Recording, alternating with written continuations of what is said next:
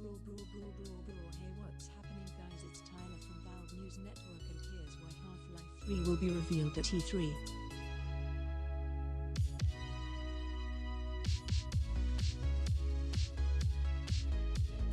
Nice.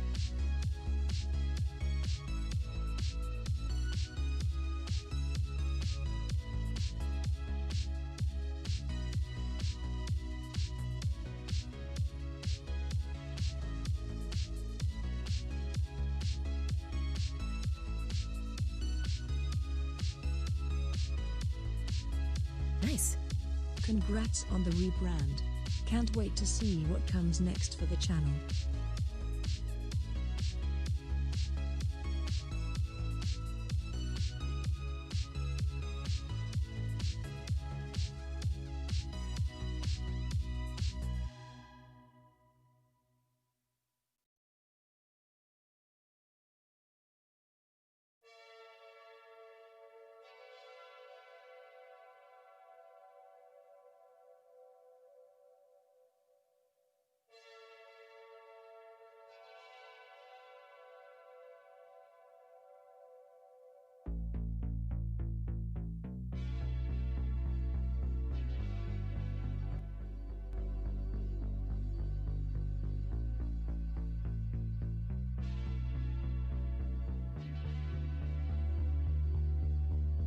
Nice.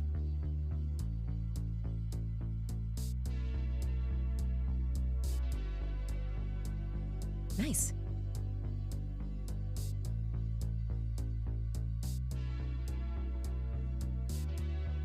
Nice.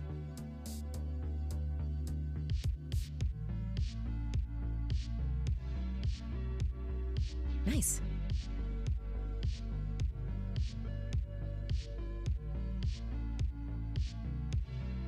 Nice.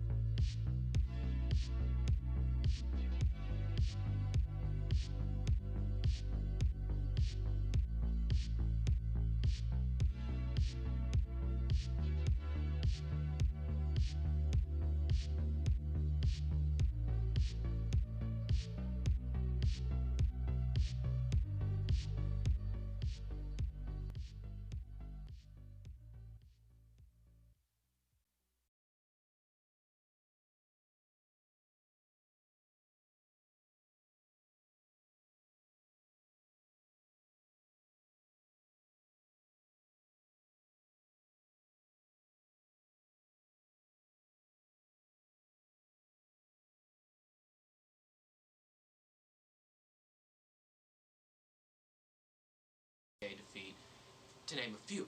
Anyways, hi, today's July 26th, 2011, and One whole this year. is the Valve News. Thanks for all the good memories on this channel and the Discord. Also, Valve News Mega is one of my new all-time favorite emotes.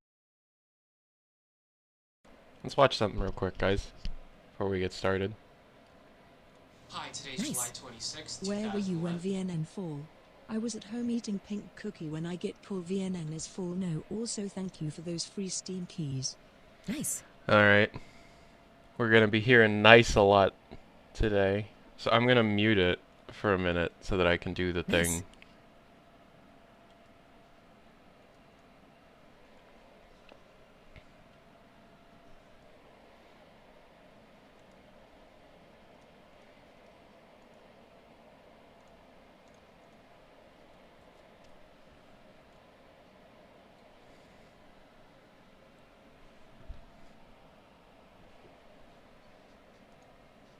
No sound?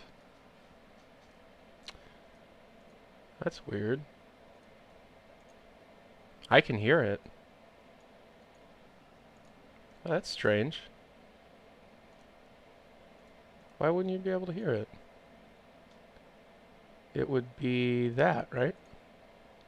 Check, check, check. Did you hear the music? Oh, that doesn't make any sense.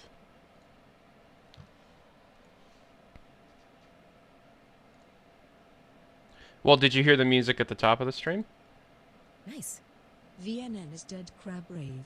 Oh,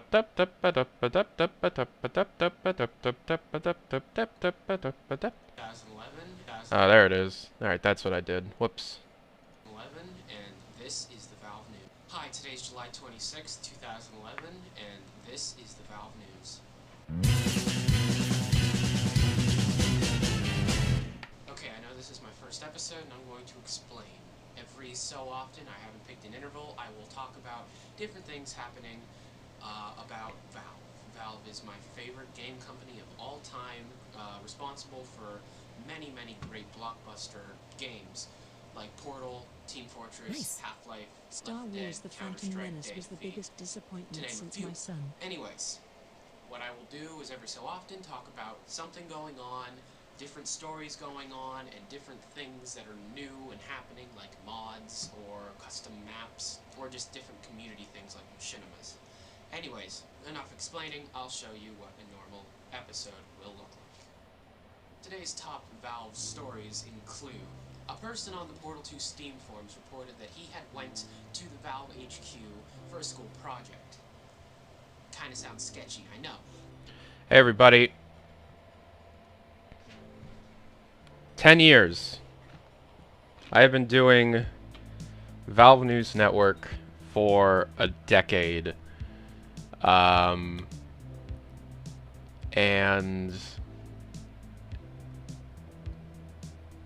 Blue Yeti died? Yeah.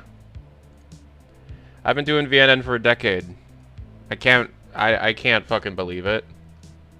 But Nice. Tyler, since your outro will have to be changed since you aren't VNN, can you say your old outro one final time? Nice.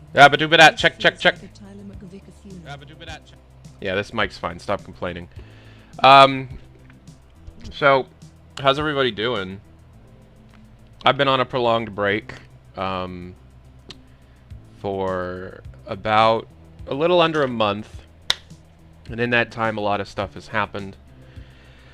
And I'm happy to be back. I'm happy to be here. I'm happy to be able to talk to you. I'm happy to be able to tell you, hey, bye-bye. I'm done with Valve News Network. I'm done. It's whatever. I have been doing Valve News Network for a decade now. Started in 2011. It is 2021, which is Jesus Christ. And there's a couple things that I want to... Mic is too close to the mouth. There's a couple things that I want to talk about. The future of the channel, what the rebrand brings. I'm sure we all saw this. This is my new intro. Yoink. Thanks to Genie for that. Does this mean no more Valve content? No. No, it doesn't. So, here's the deal. I make content on a lot of different companies, and I'm sure some of you are aware of it because you're watching my live stream, but I'm also sure that some of you didn't even know that Bethesda News Network even existed. Press 1 if you didn't know that Bethesda News Network existed. Yep. Exactly. So what I'm doing is I'm making this channel, Tyler McVicker, the Valve News Network channel, just be called Tyler McVicker. And I'm instead just going to be, you know, anything I want to talk about, we're going to talk about on the Tyler McVicker channel, you know.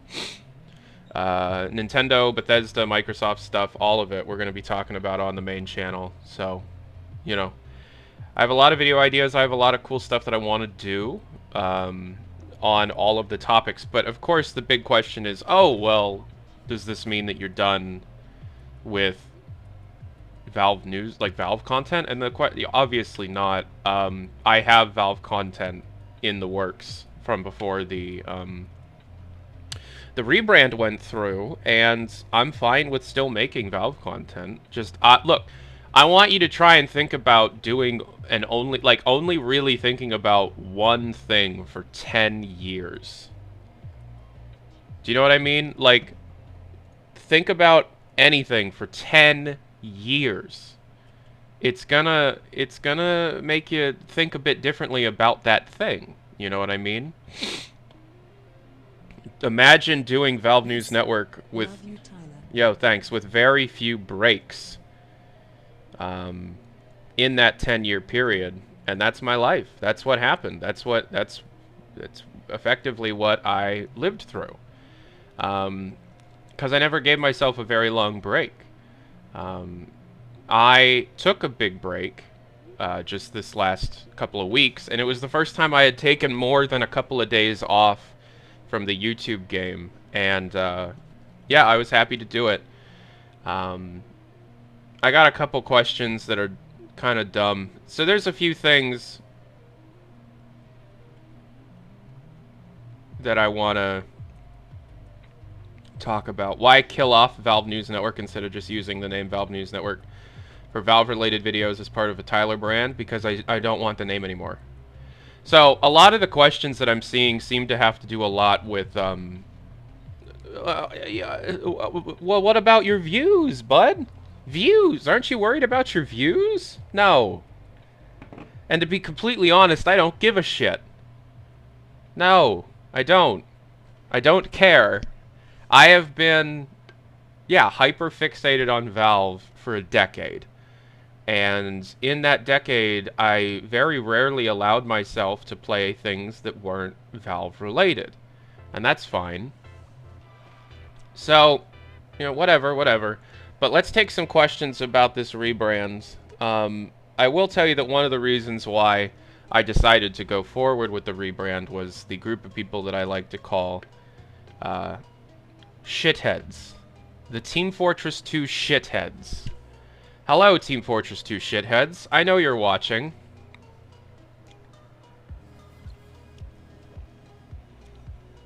You're a bunch of shitheads. Now, who qualifies as a TF2 shithead? Not everybody that plays TF2 is a TF2 shithead, obviously.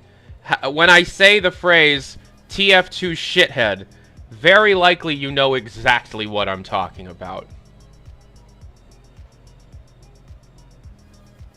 So I'm going to talk about 2020 and some of the things I went through 2020 that really made me, you know, want to quit a couple of times. Number one, a person that I trusted leaked the TF2 source code and then tried to publicly pin it on me on 4chan, leading to a bunch of videos about how I was going to jail. And the TF2 shitheads thought that I had just killed TF2. I cannot tell you the number of death threats I got in response to that because I killed TF2. TF2 shitheads. Another time. When I started really pushing creators.tf. Nice. Welcome back, Tyler 3. Thank you for the 10 months, hero.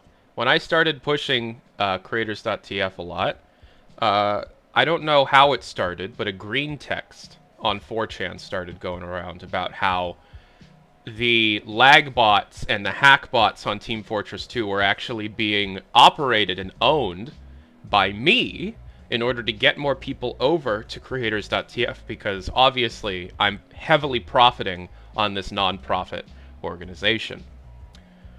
So there were people who legitimately believed that they needed to destroy me in order to bring Team Fortress 2 back to life, because somehow in their infinite wisdom they believed that I had the power to convince Valve to not make the heavy update because of all these bots. So there were people that thought, if I kill Tyler, if I end Tyler's career, Team Fortress 2 will come back to life. We'll get the heavy update. So what are some of the things that happened this year?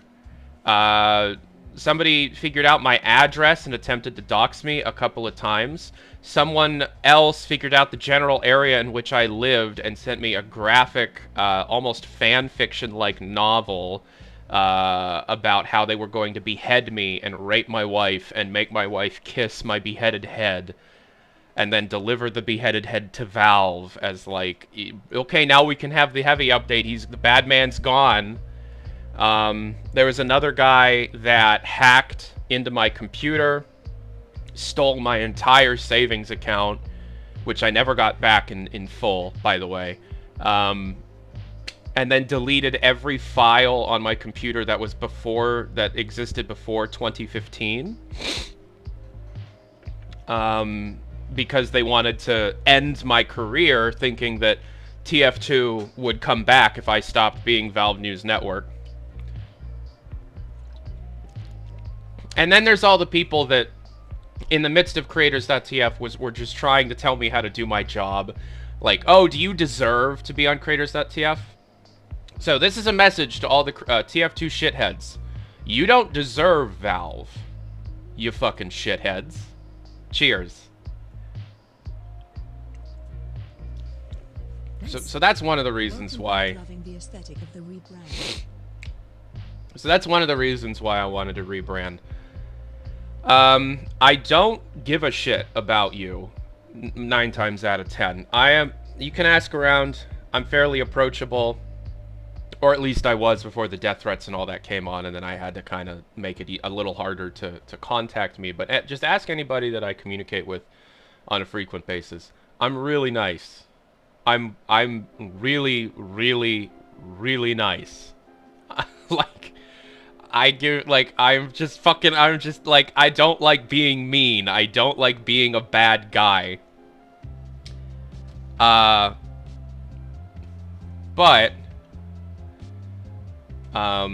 you know, people are just upset. Oh, well, I wouldn't clickbait as hard as you do, Tyler. So here's something that has always kind of pissed me off about the TF2 fan base. If you make a Team Fortress 2 video about something that wasn't directly touched by Valve, oof. Oof. Oh boy. You better plaster the word "not Valve" Nice. everywhere. Shitheads. Everywhere. It's gotta be on every frame of the video. It's gotta be every other word in the description. It just has to be the entire fucking thumbnail. Otherwise, you're clickbaiting. So once again, to my TF2 shithead viewers, fuck you, dickhead. You don't deserve Valve. So, just to satiate the hunger of the TF2 shitheads, just so that they leave, Valve's not working on a TF2 update. I don't know how many times I have to say that, and then you have to be like, well, he doesn't know what he's talking about. Valve's not working on a TF2 update. And the fun thing is, I actually do have happy TF2 news that I'm holding back because you don't deserve to hear about it. Anyways.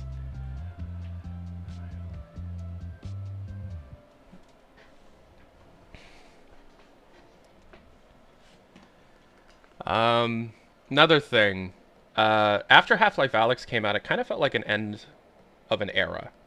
You know? Like, I was able to stick with it, to be able to see a Half-Life game come out. See that I was right. See that I was vindicated. See that people actually started taking me seriously because they saw, oh shit, you know, he really does know what he's talking about. He is actually pretty good at his job. You know, I'm not, you know, I make a lot of mistakes. I'm young. I've learned a lot, but I was totally right. And that's fun. And it felt like an end of an era, and it, you know, honestly, like, Valve's gonna continue making games, obviously. But at no point in the future is Valve going to be making the first Half-Life game in 13 years, hopefully. But you know what I mean. Like, it's never going to have the same kind of impact because this was like a legendary event, right? That's never, that was a once-in-a-lifetime thing. It's never going to happen that way again. There's a YouTuber that had a rebrand very similar to yours. When he quitted making creepypasta reading, he lost almost his entire sub. Yeah. Things were hard for a couple of years. So I hope your rebrand will go well, and I wish you good luck. Oh, it's gonna go well. It's gonna go well. Is my mom here? Oh, what's up, Mom? My brother just went off to college today, so wish him well. No, I know the rebrand is gonna go well. Because it's not like I'm pivoting from news content to videos about fucking bugs. Like, alright, now I'm a bug collecting channel. You want to talk about stamps? No. I'm expanding my reaches and I'm changing the name of it, right? Valve videos aren't going to stop, right? I'm going to continue talking about Citadel and Sandbox and Source 2 and hell, even TF2 in the future, right? But at the same time, I want to be able to have the freedom to talk about things that I also care about, like Doom or Fallout or Nintendo, right? And I mean, like, a lot of us here also like those things. Very, very, very few people, other than the TF2 shitheads, are just going to be like, I only like Half-Life. That's all I play ever. No, if you like Half-Life, you like Doom. Right? Like, you like boomer shooters. So why not talk about New Blood? Why not have my bud Dave Oshry on Letting Off Steam? Why not talk about Doom Eternal DLC number 2? Because I have a lot of information on that, right? And then a lot of the TF2 shitheads wanna fuck the squids. So why can't I do Nintendo videos?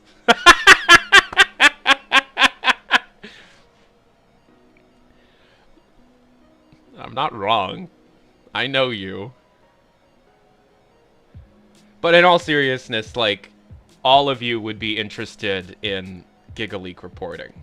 I know you would, right? And I have been, like, communicating with the people who have been, like, doing these leaks for a while. And I have lots of cool content. Like, would you like to hear about the Nintendo GigaLeaks in, like, significantly more detail than you've been hearing up until this point? Would you?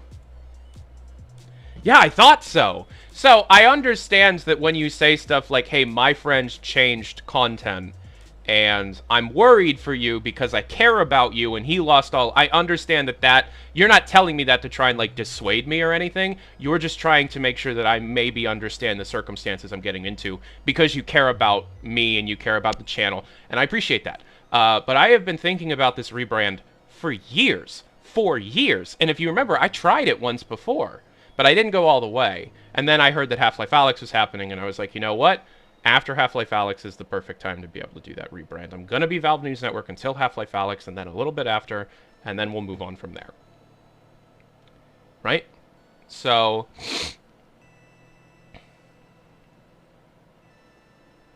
yeah, it's great, you know? Like, I'm not gonna stop making gaming news content, right? The core of who I am isn't dying, it's evolving, it's growing. I love research and note-taking and data mining and interviewing and reporting.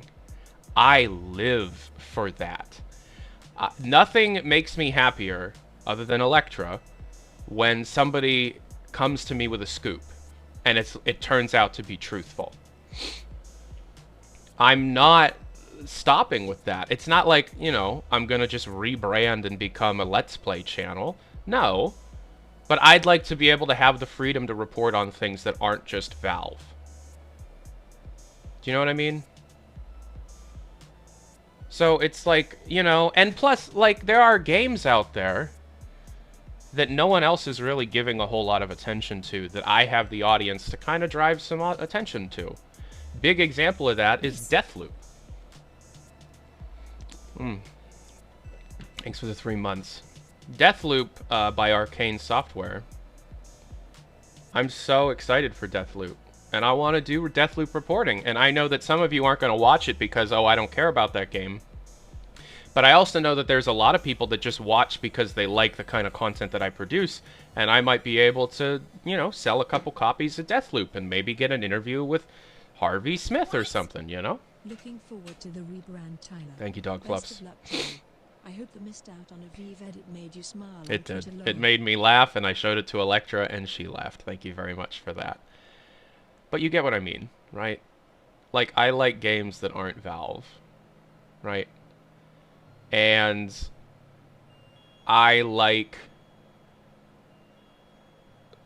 reporting, and I just, just reporting on one thing,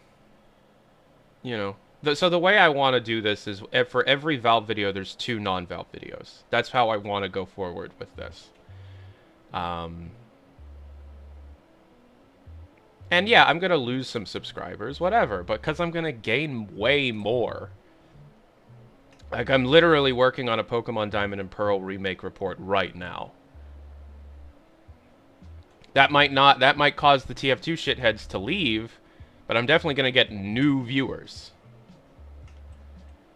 Do you know what I mean? It's like... Nice. Yo. I can speak for everyone, but I definitely watch your content for you, so in what you want to focus your videos on as long as you're having fun. No, it's funny because now you're going to get Pokemon shitheads. Fuck. Maybe I shouldn't put that out. But no, so like, how do I word this?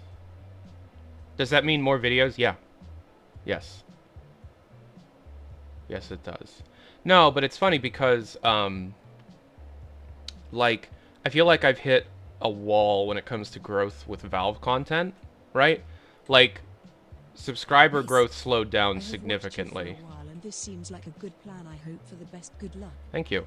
So, I feel like kind of expanding, allowing myself to cover on more things will definitely cause growth to just kind of happen a bit faster than it did in the past.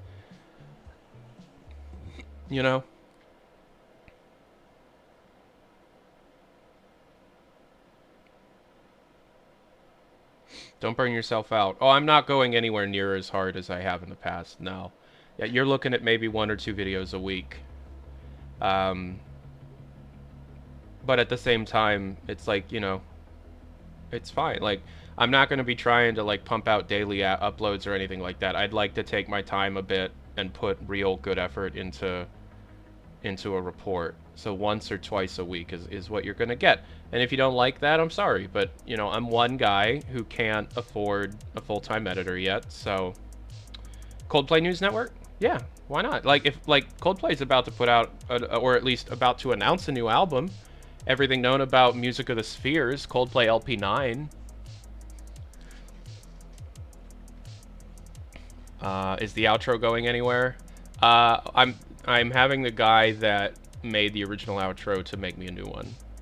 Yeah. No collabs with Anger? Well, it depends if we have something to talk about. Like, Anger's still a really good friend of mine, but, Automataguchi News Network? Oh, man. I'd love to get Automataguchi on Letting Off Steam. Real talk, I've loved Automataguchi for years. Since Scott Pilgrim vs. the World, which just got re-released, yeah.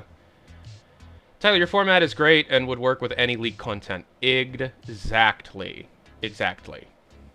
Mom News Network, oh god. So you'll be covering projects related to Valve games? Yeah. Oh yeah. Oh yeah.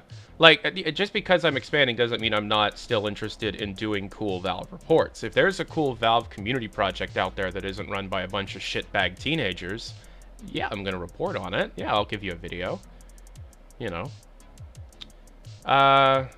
But again, for every Valve video, there's gonna be 2 non-Valve videos. Weezer is putting out a new album on the 29th, and one in May, Weezer News Network, unironically. I mean, I'm not a massive Weezer fan. Music about to say... No, Music is going to still be home. Of course, it's going to be this... Yeah. Randy's amazing, and Randy has given me full permission for years to be able to just freely use all his music in my content.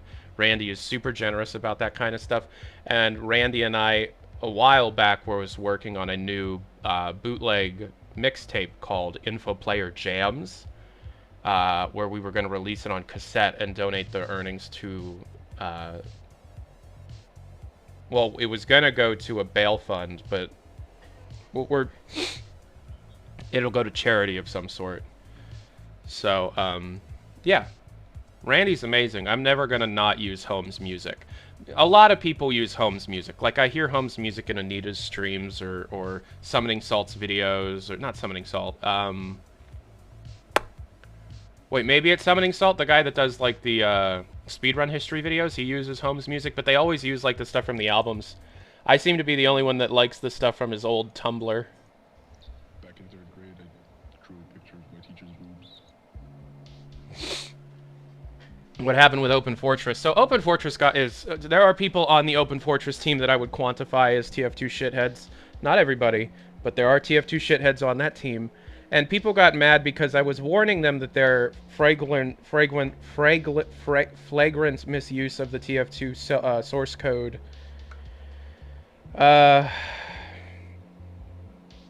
you know, was going to get them in trouble. Turns out I was wrong, because I had later had a conversation with Valve Legal. And then I later made a video about Team Comtress 2, or I made the video about Team Comtress 2. Look, long story short, I was wrong about trying to get them to not use the source code, and I apologize for that. You know. Like, I will probably be making an Open Fortress video eventually. Were you planning on moving to Washington at some point? I was, back when I wanted to work at Valve. I had a couple of interactions with Valve Software this year, both directly and indirectly, that made me immediately not want to work for Valve anymore. Look, you know, holy shit, is that entirely off topic, but a beta City 17 in the yeah, JC made that for me. No, I want to move to New Zealand or Australia. Yeah. No, Valve threw me under the bus a couple times this year, or last year. Publicly denying Left 4 Dead 3, and then a couple months later in the final hours admitting to everything that I had previously reported on with Left 4 Dead 3. And then another time with, like... Where's my Christmas chair? It's over there. I was mopping. Another time with, like, Half-Life 3 stuff, and, like, they like to just throw me under the bus and, like, deny stuff so that it looks like I don't have credibility. Funny story, I've been ghosted across the board by Valve employees for a while, but as soon as I announced the rebrand, a few of the people that have been ghosting me came back out of nowhere and were like, hey man, what's going on?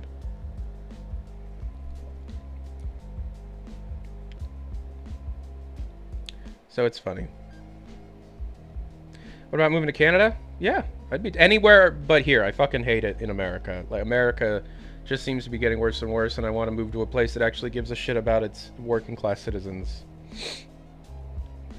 You know? The fact that I'm still paying medical bills for a seizure Electra had 3 years ago is telling.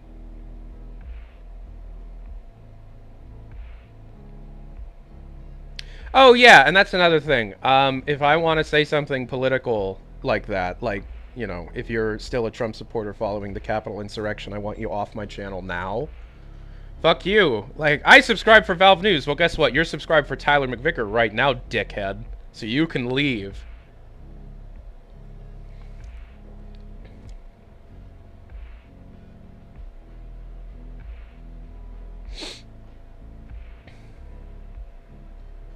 No, it's funny. When the initial George Floyd, like, protests all around America started happening, I did a couple live streams for the MFF and some other bail funds. And also we did one for the Trevor Project.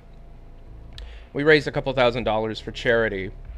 But that was the first time I was ever really political, and I lost, like, a couple thousand followers on Twitter. And then again after the Capitol insurrection, when I was like, seriously, if you still follow... So Jamal Bradley, lead animator on Half-Life Alyx, and the reference actor for Larry and the G-Man and, I think Olga, or no, Russell, said, if you still follow me and you support Trump after everything that's going on right now, stop. I don't want you here. I quote retweet that and just say same, and lost like 1,000 followers. But then when Twitter started banning QAnon Nazi people, I lost no I had already done my clean out, you know, like, you know, whatever, it's gone, we good. I gained followers. So it's good to know that the people that stuck around aren't Nazis. In other news, did you hear about that Machine Games Indiana Jones game? Holy shit. Machine Games knows how to make a game about killing Nazis. I'm excited.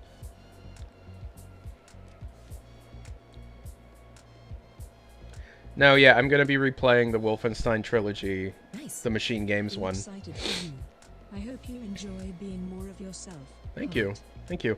No, yeah, there's gonna be a video going up on the main channel. So I had 8 YouTube channels, by the way. Because I'm a dumbass. That's something I'm always okay to say. You're always okay to say it. I'll never ban you for saying it. But I'm a dumbass. I am a dumb ass. Yo. I would rather lose every single one of my followers than have white supremacists think they are safe in my company. That! You see, I take some responsibility for the Valve communities being as toxic as they are because I used to not be political and I used to just let stuff slide. Not anymore, man. I'm cleaning house. If you think it's okay to say the N-word in a Discord call, get the fuck out of my community, asshole. This is the start of the Tyler McVicker dictatorship. Fuck you. Get out.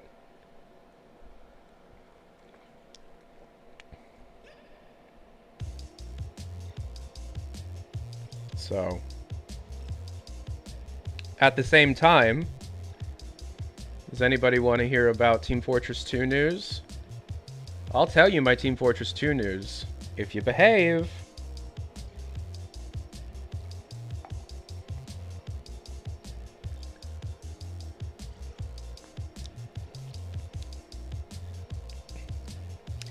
So yeah, I'm totally holding TF2 news over their heads as like a parenting mechanism. Fuck you!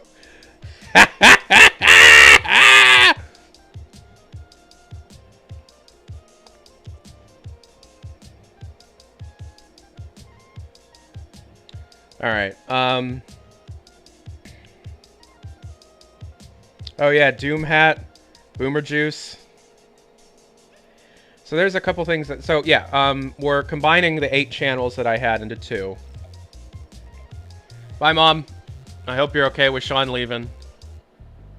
My mom's youngest, my youngest brother, Sean, just went to college today. No, I have all the power. They want their news.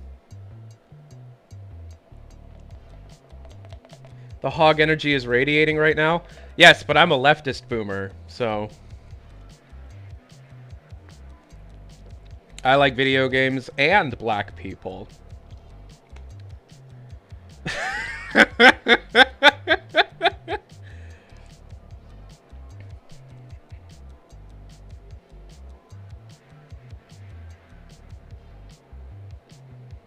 have a feeling that'll end up being my most viewed clip in history, is what just happened there. Yeah, trans rights are human rights, Black Lives Matter. If you don't believe in those things, you can fuck right off.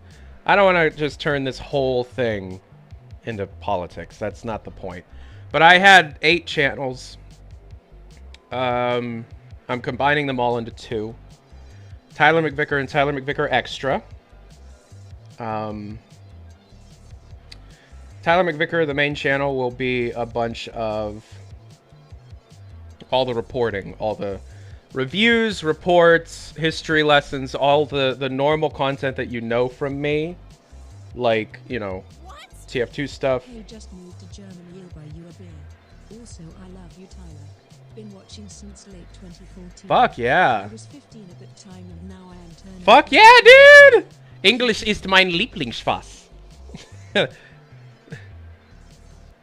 What is dein Lieblingsfach? English oder what?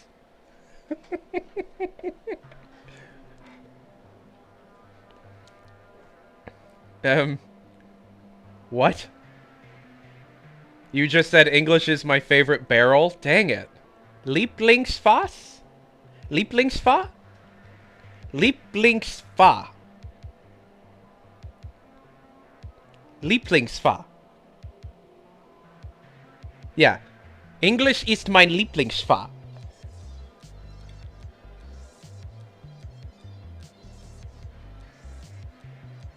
What is dein Lieblingsfach? English oder what?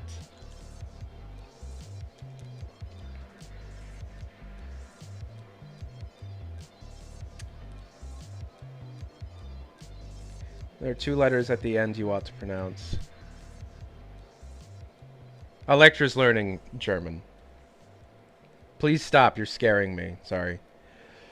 So Tyler McVicker, the main channel will just be all the stuff you expect from me. What?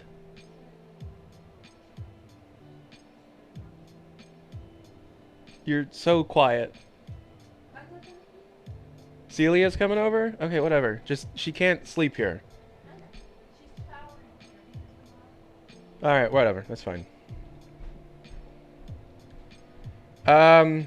So... Tyler McVicker Extra will be a place for the good stream VODs. I choose if they're good or not. Stream highlights, secondary content, Tyler News Network stuff.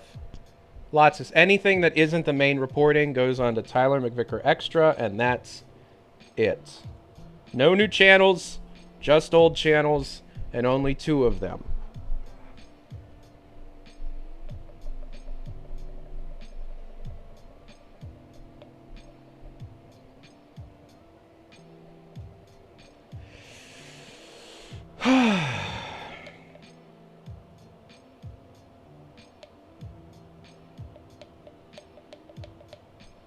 You could look up instructions on how to make that sound. All the old videos are going to be re-uploaded to their new homes. Yep.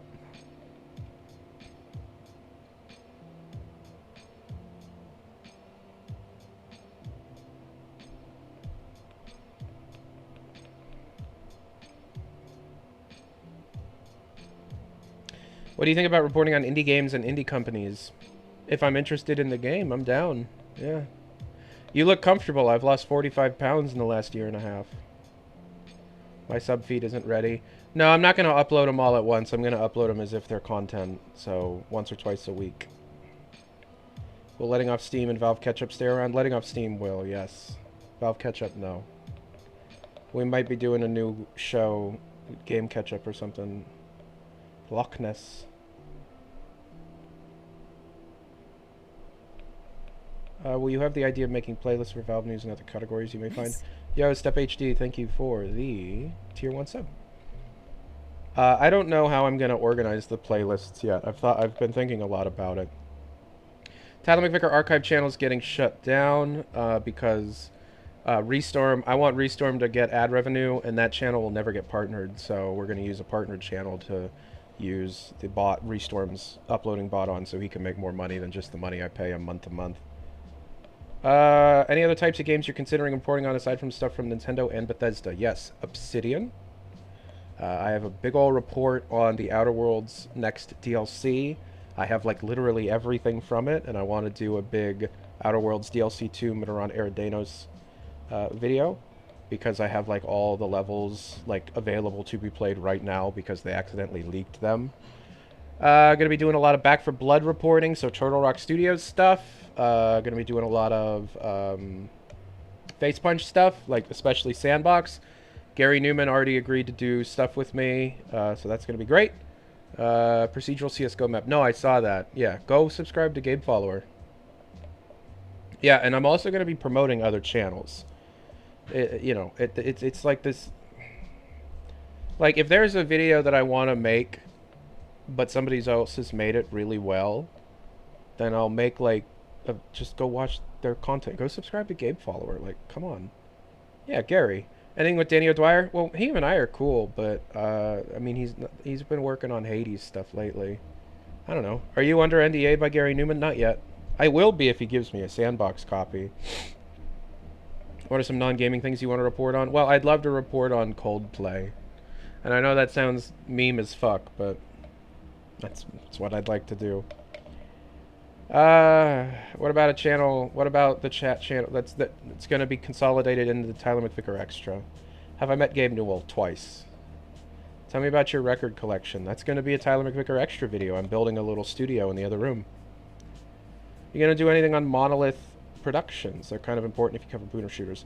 No, yeah, I agree, but I don't know. Nintendo doing anything? Yeah, Diamond and Pearl remake video is going to be coming soon. Super Switch video is going to be coming soon. Breath of the Wild 2 video is going to be coming soon. GigaLeak 2.0 video is going to be coming soon. And then I've got some real fun stuff. Do I watch any of AGDQ? Yeah, I've been watching AGDQ on and off since like 2013. I was in high school back when I first started watching that. If you get any leaks about Cyberpunk, please make a video. Yeah, I would, but I'm not touching Cyberpunk until they fix their damn game. Tyler in the full dead inside position on the gamer chair. No, I'm very happy. Nice. I really like the new design. Thank you. Trizemi love. The Genie, aka Thomas, made all the new stuff. Thank you very much. If you get any questions about what happened to X Channel, the answer is everything is moved to Tyler McVicker and Tyler McVicker Extra. Correct. Nothing is being deleted in terms of content. It's all being relocated to its proper home. Will you ever cover the right... So, yeah, episode 1 of the F-Stop documentary is fully written. So that could be out as early as next month.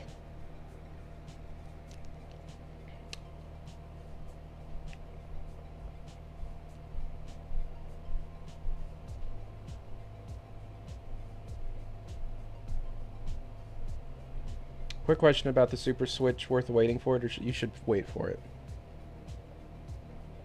Well, that depends. Do you want the handheld stuff that the Switch offers or not? What do you think of Hades? Beautiful, beautiful game. So fucking good. Do you think Valve could revive F-Stop? Of course they could. If it's not handheld, no thanks. Then maybe get yourself a Switch. Wario biography thing is still happening. Yeah, I found the old script for it yesterday. Turns out I had written a good part, like 90% of it, like 3 years ago. Could Valve revive Citadel? They're working. That's the main thing they're working on right now. Where's Playground Man 3? Well, Garrett lives in Virginia now. So, what's happening with TF2C? I have no idea. 17 months, dude. Could Valve revive HLA's Majora's Mask? That's Citadel. Bethesda, Obsidian for making Fallout. Bethesda should make Fallout. Obsidian should make their own stuff. Bethesda should make Fallout and Elder Scrolls. Obsidian should make The Outer Worlds and Avowed. What's progress like on Citadel? Is it going to be another 13 years? Absolutely not. Still part of Creators.tf? Not as active, but fuck it. We're shipping a thing in late February that's the largest thing we've ever done. Like, orders of magnitude larger than Hazardous Environments, and you're gonna fucking love it. Bethesda's not good at making Fallout? Agree to disagree. Still making a Fallout 76 video? 2 of them. Yep, I got some leaks. Do you care about Sonic at all? I fucking love Sonic. I'm, like, a little embarrassed to admit it because I'm not the kind of person that wants to bang a Sonic or OC kind of thing. But Sonic 3 and Knuckles and Sonic Mania are 2 of my favorite games of all time. So... I have no intention on making Half-Life beta videos for a while. I am going to be getting the 15 more Cancel Valve Games video out because it was written back in December. And I will be making the Half-Life Alyx Crowbar video because it was written in July. But I won't be doing any new work on that kind of stuff for a long time. No, I saw the procedural CSGO map. He was telling me about it a while ago. Running out of currency to highlight my message. Is there any chance you know about Sonic's future? I might know one thing that someone involved with the project told me in confidence.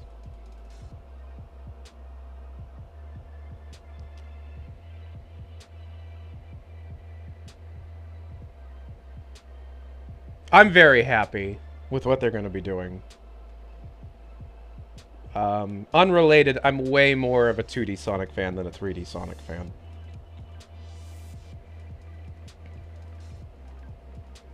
Oh, I don't give a shit about Sonic movie. Fallout the Frontier release trailer is out. Yes, so, could you publish your list of the Half-Likes, please? Still doing Half-Likes. Still doing Half-Likes. Oh, I'm Sammy Classic Sonic fan all the way. When will you learn? Blood 2 marathon win? I've never played Blood 2, and I never want to. I've seen the Civi video a few times. Yeah, so Fallout the Frontier just released. In case you don't know, Fallout the Frontier, Fallout New Vegas 2 The Frontier, is, I think, the world's largest community project for a video game ever made. It is a 150-hour Fallout New Vegas total conversion mod that tells the story of the Courier following Lonesome Road. The Courier travels up to Portland following a group of NCR exiles and their attempt to take on an unknown enemy.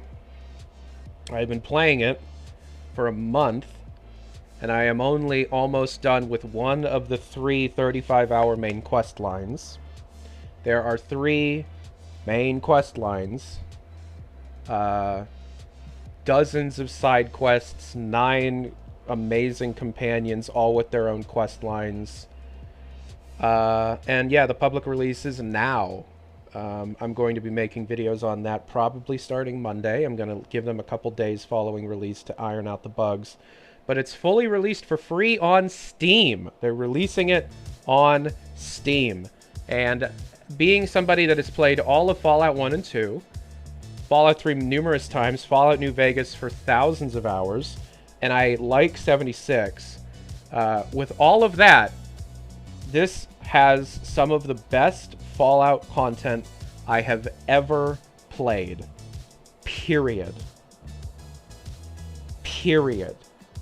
This game has drivable, moddable, upgradable, and purchasable vehicles that handle like a dream. Full controller support for those that want to play on the TV.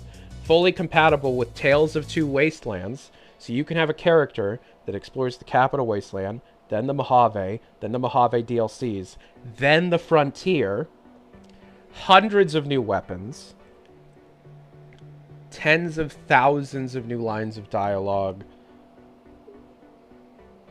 Like, if you like Fallout, does it work with New California? No, because New California was nowhere near as professionally put together. And because of some...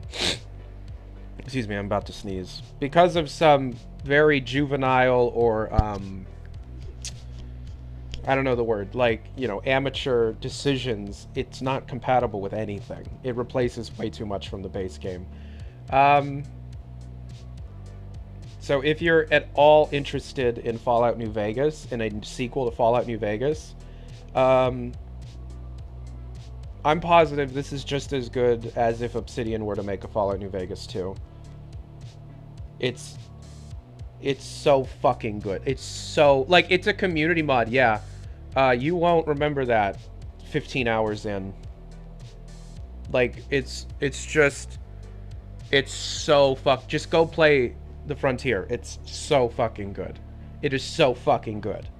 I've been lucky. The director of Fallout New Vegas, The Frontier, is actually a massive Valve News Network fan. And he reached out and was like, hey, do you want to play a little after Christmas? And I have been it's fully voice acted. Fully voice acted. Every character is voice acted.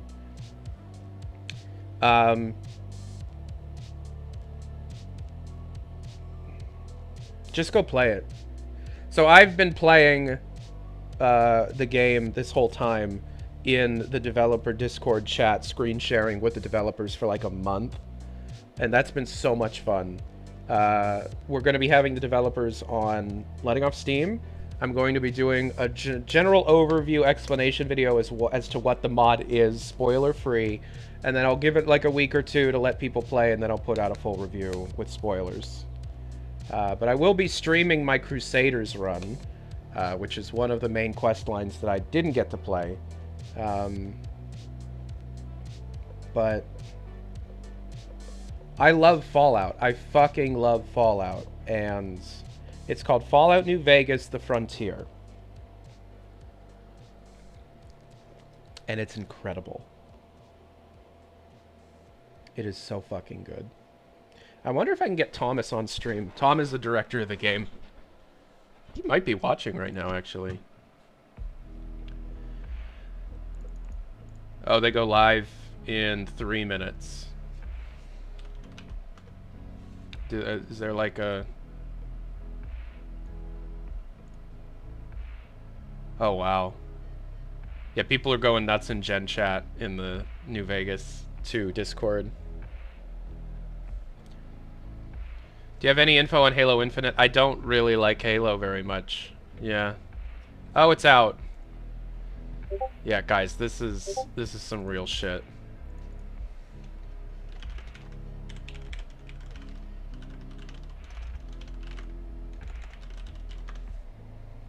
Fallout New Vegas, The Frontier is out. Holy shit.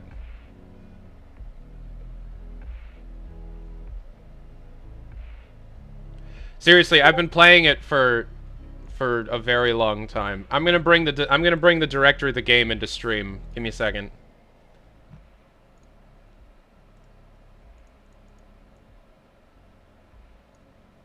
Tom? Tom, you there? Yes. Hey Tom, what's up, brah? Congratulations, you shipped the game. Can I go back to bed now? No, I'm ready to go. you're not allowed to sleep because now you have to do day 1 bug fixes. Congratulations, you're a game developer. So, I don't know how many people are here, but if you could introduce yourself, we've got like 600 people here. Can you introduce yourself to those watching?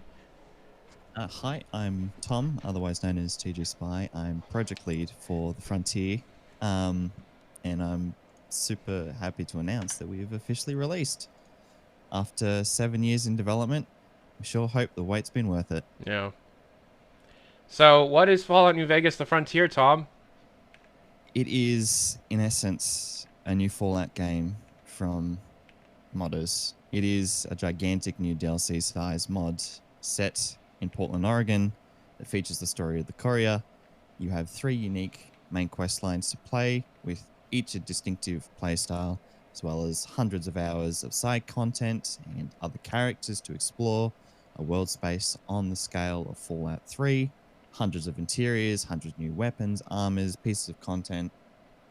Pretty much everything you could possibly want in a Fallout game is present. And it's a lot of fun.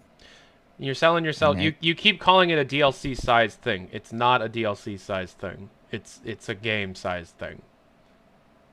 It definitely is. It's a game at this point. But yes, our Nexus version is live currently, of course. Our Steam version will be going live within the next few days. We did initially want to have the Steam version going live at the same time as everything else. However, Steam review process is finicky. So unfortunately, we had to sort of delay that a little bit. But rest assured, as soon as we get the Steam version ready to go, it will be ready to go. Is it good?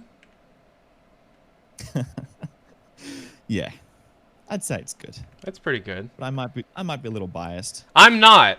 I've been playing it for a little under a month now, and I've been playing a lot of it with you around, like in a Discord call or a Discord chat.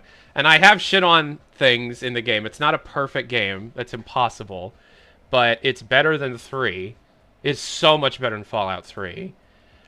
Is it better than New Vegas? Maybe. To be completely honest, I haven't played enough of it to be able to say that. Because, in case you don't know, there are 3 main quests. Can you explain what that means?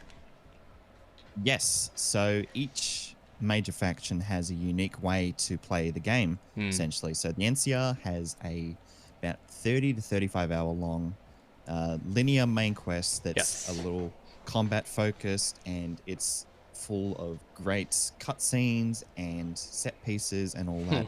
So it's a lot of fun for people who are really into that side of Fallout New Vegas. It also includes, choices and all that you'd normally find in a Fallout game. Lots of great characters. The Legion is a more dialogue-heavy one that aims to bring about what we believe should have been the vanilla game's Legion main quest, which is actually something fruitful and meaningful. And that's about 15 to 25 hours. You're selling yourself And- short when you say 15. It's more like 20 to 25. I know you're saying 15 because there are people that will literally click through every dialogue box. Like, no, fuck, let me go.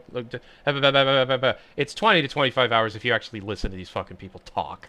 Oh, absolutely. Yeah. There's plenty of content there. There's lots to do in each of these, and the Crusaders is our third sort of independent faction where you get to join the Crusaders of Steel, which is a offshoot of the Brotherhood of Steel that's basically converted to Mormonism, which is a fantastic spoilers! Just let them play it. That's not spoilers. That's Nah, I know. It's pretty much out there. It's back of the book kind of stuff. Yeah. But the Crusaders plays out very much like a blend of the NCR and the Legion, in that they have fantastic writing. The guy who wrote the Crusaders is a massive lore nut, and the amount of mini details and real world references is insane. And it also has great scripted and sort of live cutscene elements as well, though not as much as the NCR, of course. But it's a wonderful blend of the two. It's honestly probably my favorite main quest because the characters and storytelling in it is just phenomenal. Nazo wrote the Legion. Who wrote the Crusaders? Odin Sword did. Odin Sword did. Okay, cool. So it's available to be played right now, right? Of course, everyone can go and play and have. Shit. Be mindful. Nexus is probably going to take a bit of a long time to download. We do understand that. Fortunately, Steam is just not available right now. Nope. That being said, fingers crossed within the next few days. We got ahead of the curve with regards to Nexus, so it's already distributed across their entire international content delivery network. We got that done early through the staff, so it should be available for everyone in every location across the world now, and everyone can go and enjoy it. I sent some emails to my Steam team contacts, so I'm hoping that we can get that pushed along as soon as we possibly can. That would be great. Yeah. So, personal question, Tom. Is my save file going to get fucked with the Nexus version? No, it won't, because the version that you were using in the Nexus version is very close to the same thing. All right. It's just, minor changes across the board, but you should be fine. Will it be coming to the Xbox 360? It will actually be coming to the Samsung Smart Fridge before the Xbox 360. That's right. I'm very sorry. Yeah, it's just how it is. But I bought the 360 copy of New Vegas. I'm supporting your team. Unfortunately, that supports Big Bad Bethesda, and I can't support that. Yeah, sorry about that. Yeah. But Dead Money works on the 360. Something modders are lazy. Something can't be bothered. Something. But it's a Dead Money's a mod. The Creation Club. Give me money and I will give you Frontier on Xbox 360. Why is this on New Vegas and not 4? 4's better. No. No.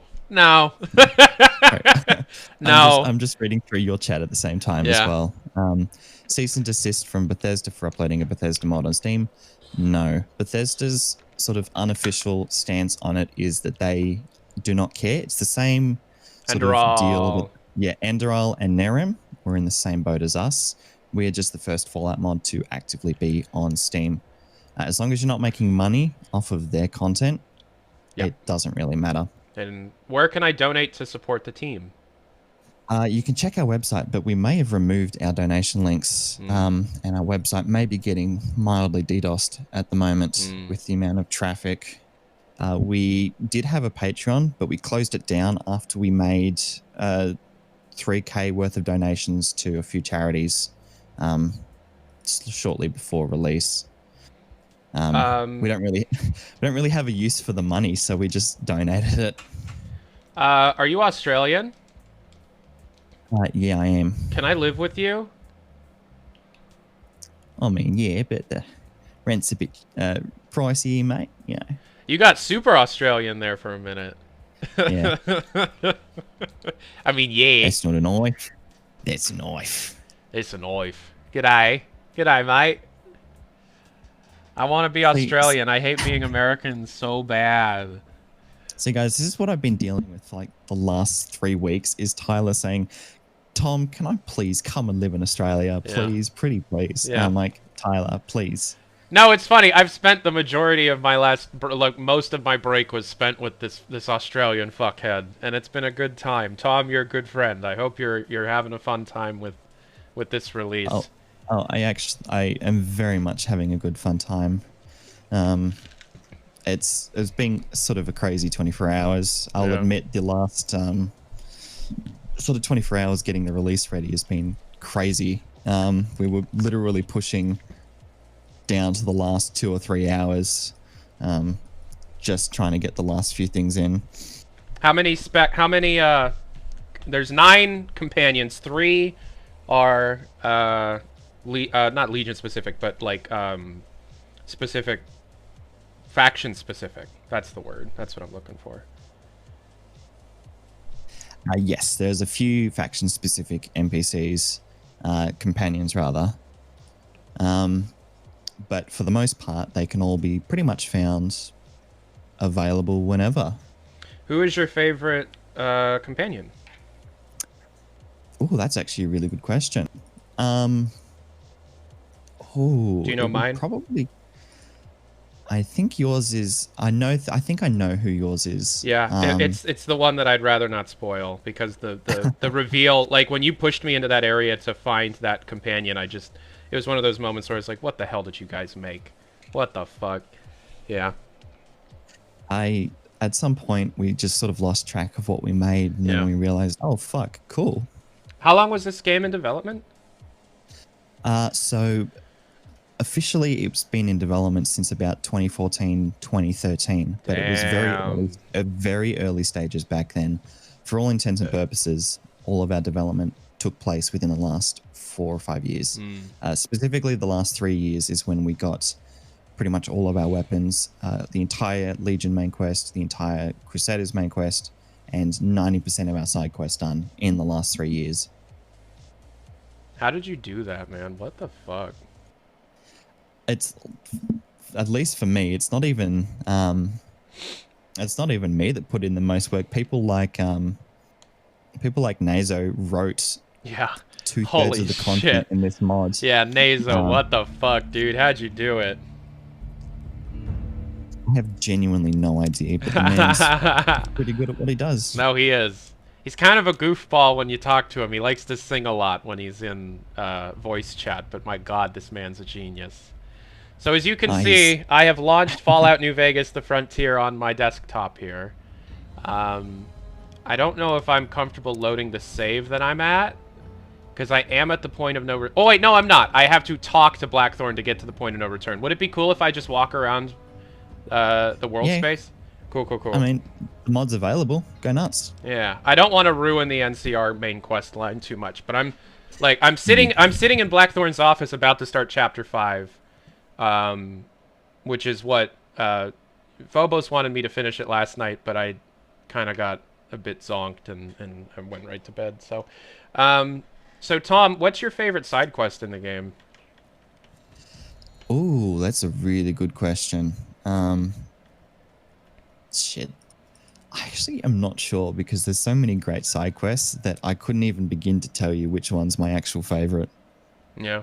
Like there's just so much. I couldn't even begin to tell you. I'm just reading through some of the back scroll here. So, someone said my voice sounds really good, and you do have a good voice, yeah. Well, thank you very much. Shut the fuck up. Don't overdo it. Don't ruin it. It also helps that it's 7:14 a.m. I have not slept. And oh boy. Oh boy. Delirious. So, something that I love about this mod is how much, well, there's not a significant amount, but there was a lot taken and inspired from Van Buren. like you've got cars. Show us cars. See, the version of the game I'm playing is older and was before they had fully integrated the new car handling system. So I actually can't until I fully upgrade to the retail version of the game. But what I'm gonna do is let's do a side quest. Let's do... What side quest do you think I should do? Oh, let's do Paranoid Android. Nazo kept wanting me to do Paranoid Android. Yeah, that's a good one. Yeah. Alright. But I'm not gonna fast travel. I'm gonna walk to Sanctuary, and we're gonna do Paranoid Android. Yeah. By the way, this mod is fully compatible with Tales of Two Wastelands. But if you want to go that route, highly, highly recommended you take the Nexus version and just go through MO2 and not try and do that manually through Steam. Is that correct? Yeah. The Nexus release is basically just a big zip file full of BSAs and an ESM, so it's as easy to install as anything, unlike New California with its launcher, which was a bit more difficult to actually install, but this is significantly easier, especially for first-time modders. What I would recommend... Oh, go ahead. I'm sorry. I just got a message from the Nexus staff saying the download servers are fine, but the site itself is really struggling. They can't even get on the site right now to see what's going on. Dude, congrats. It's, yeah... I mean, you just released a free Fallout game. And look, I've been playing it. How many hours do I have on specifically my Frontier save? Let's see. I have almost 80 hours in the Frontier. And I mean, look, I like to inventory manage. I do. Tom got sick of watching me inventory manage at one of the main shops in the game. But it's one of my favorite things to do. Oh my god, Nexus has literally gone down. Sorry. That's just a sign of you. That's just a sign of what you're capable of doing. By the way, recommendations from me, and I will mention this in the overview video. This is fully compatible with most New Vegas like quality of life mods that you would expect to want to install. It comes with Stewie's Tweaks already installed. So if you have a Stewie's Tweak INI, make sure that... No? Sorry, I'll just correct that. No, neither version comes pre-installed with Stewie's Tweaks. The version you had came pre-installed with a lot of stuff. Yeah. Only because that was an in-development version. Oh, okay. The release version of New Vegas, the Frontier, both Steam and Nexus will come with a sort of stripped-down version of Stewie's Tweaks, which includes all of the bug fixes and the performance tweaks that he did for the Frontier. So that's a really good thing to have on top of that. So if I were, so somebody just asked, what's a good recommended mod for this? Yeah, so what I would recommend is the Just mods. Fully compatible, these Just mods, and like set it the way you want. The Just mods gives you a Fallout 4 style quick loot menu, a sprint button, floating objective indicators, a hit marker, a hit indicator, custom crosshairs. And I also recommend the FOV slider. By the way, should I enable Unsafe Harbor? I would recommend not. What is Unsafe Harbor? So Unsafe Harbor was basically a self-contained super quest. It was like upwards of 3 to 4 hours worth of content in a single quest. Yeah. The problem was the developer who created it such a long time ago that it was integrated within none of the lore that we had set up within the mod. So it ended up being sort of like a thorn in the side of the mod, because not only was it this really out of touch, lore unfriendly to the Frontier section, it was also really full of bugs because of the complexity of the quest and because the developer of the quest wasn't around as much. We decided it would be better if we disabled it and required the use of an ESP to enable it. And you've made me realize now that I re-included the MCM option, which was my fault, but that's okay. I've been so focused on the Steam build, I didn't even think about the MCM option. That's fine. Regardless. Yep, nexusmods.com is down for everyone. That's Holy fantastic. shit. I can't believe you did that. Good for you, dude. Grats. You crashed Nexus mods! That's hilarious. So I think I'm in a brothel. I think I found a brothel. You effectively have, yes. Okay, which one should who should I pick? We got Dom, we got Ted. Ted is the bartender, not a brothel person. Yes. Ted McGurvin. I'll turn this up a little bit. Ted McGurvin. Paul was always one for weird names. I've heard some rumors of these guys wearing power. Well, sure did. Yeah, so we're actually renaming this channel Tom News Network. I'm joined by Tyler. Tyler is a dude who does a lot of YouTube stuff. That's right. He's pretty Thanks, cool. Tom. Thanks for having me on the Yeah. show, Tom. Thank you. So tell me, what do you think about the socioeconomic situation in the US currently? Every day I contemplate suicide in Minecraft. Right, that's good to hear. We're going to snip that off and just include a little bit for our spot on CNN. And what else can you tell me about your Minecraft? Was that the game? Minecraft. It's a video game. Yes. Looking for a good. Yeah. Is she Can gonna you call me tell- daddy if I pay for her? By the way. Yes. All right. Let's stop with the joke here and just let people experience the whole pack. this. Come get your.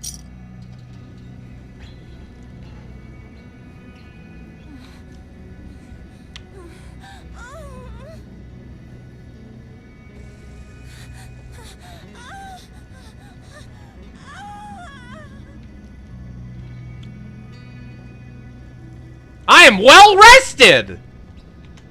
Nice. Funny enough, you actually have a random chance of getting a perk that is the complete opposite of well rested, which is a stupidly transmitted disease. What? I'm gonna hire this one now. Tie me up, Dad. It's actually a woman. I know. Can't call her Dad. Wait, is it over? Do you?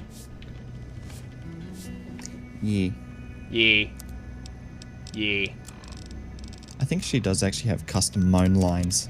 Because, yes, we do Oh, get 50 custom Shades moan of Dom. Holy shit, I got +4 endurance for getting tied up. Why is everything so... Oh, the hoarder penalty. Okay, now let's hire somebody else. Let's hire everybody. If you need protection, Is that you it? should check out the Carter No, there's somebody else I can You hire. haven't let me down yet. Gotta be somebody else. You! Why, hello there.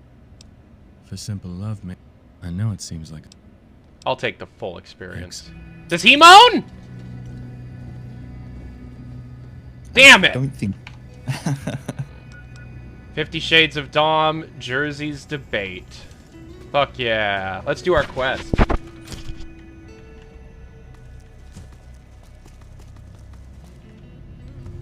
Do you want to talk about the one argument we've ever had about this game?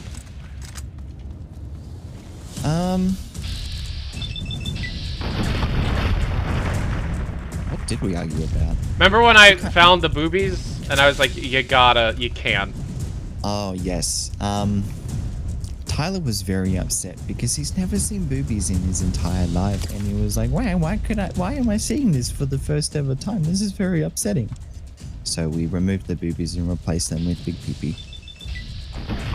Okay, well, to quantify what the fuck he's talking about, there's an area in the game where there's just a bunch of naked women everywhere. And I was like, dude, you can't just, like, put naked women in a video game without warning people that there's gonna be naked women in the video game. Like, you're gonna get people banned on Twitch. Yes, we have removed the nudity from all aspects of the mods, so streamers can rest easy. You can thank me for that. I got booba removed. Yes. I was quite literally going to keep it in for release, Without telling me? Without telling anyone.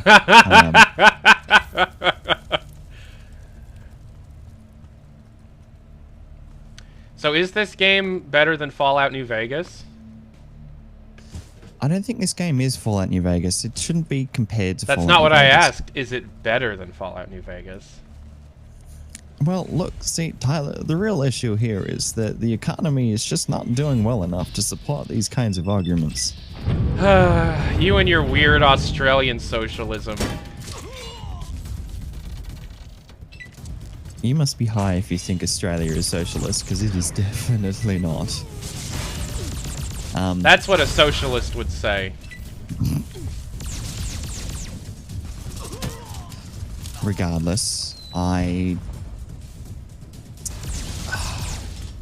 think Frontier is good. I don't think it's as good as New Vegas, mostly because I don't want to compare our game to New Vegas. They're two very different things at this point. Going for two very different sort of play styles and all that. Is this game better than New California? Yes. Okay. Well, you're comfortable with that comparison. I have a lot of reasons to back that up. Let's hear them. The first reason is side content and world space and exploration. Just, I'm going to merge that into one thing, because the unfortunate reality is New California released as it did with only 2 or 3 people actively working on the mod. It had most of its active development was spent trying to get the main quests done. And for all intents and purposes, the main quests for New California are quite good. The vault section is fantastic. It's a lot of fun. It's very unique. Everything after that, however, started to sort of fall off a bit, simply due to the fact that it was only Rick and Thioxin working on it at the time. And if they had actually had the people that they needed, they probably would have been able to do a bit more.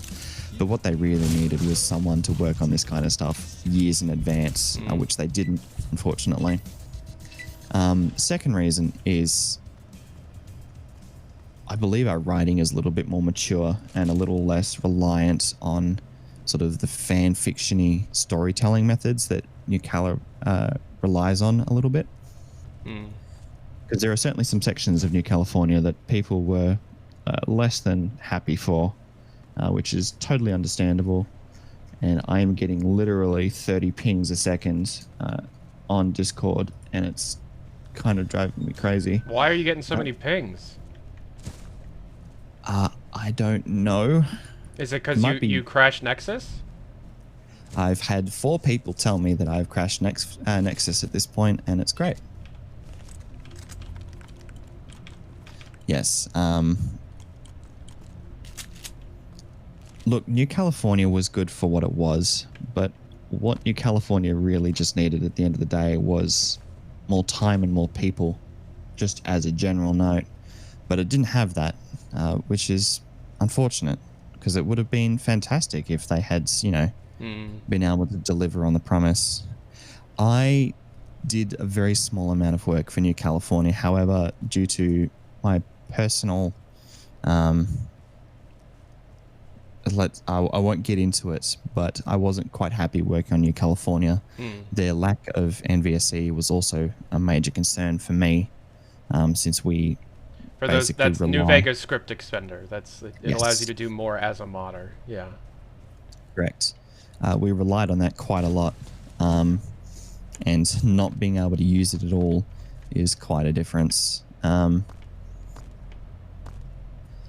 But look, New Cali, as I said, it was good for what it was, but it may have overhyped itself to the point where it shot itself in the foot. And that's the unfortunate reality of how some of these things go, which is why I've intentionally tried to underhype Frontier. Why would you ever bring me on if you wanted to underhype it? Because at the end of the day, as much as I like to underhype it, I also I recognize the need to, actually spread a wider audience. Yeah. Also, I honestly wasn't expecting you to respond to my message. Oh.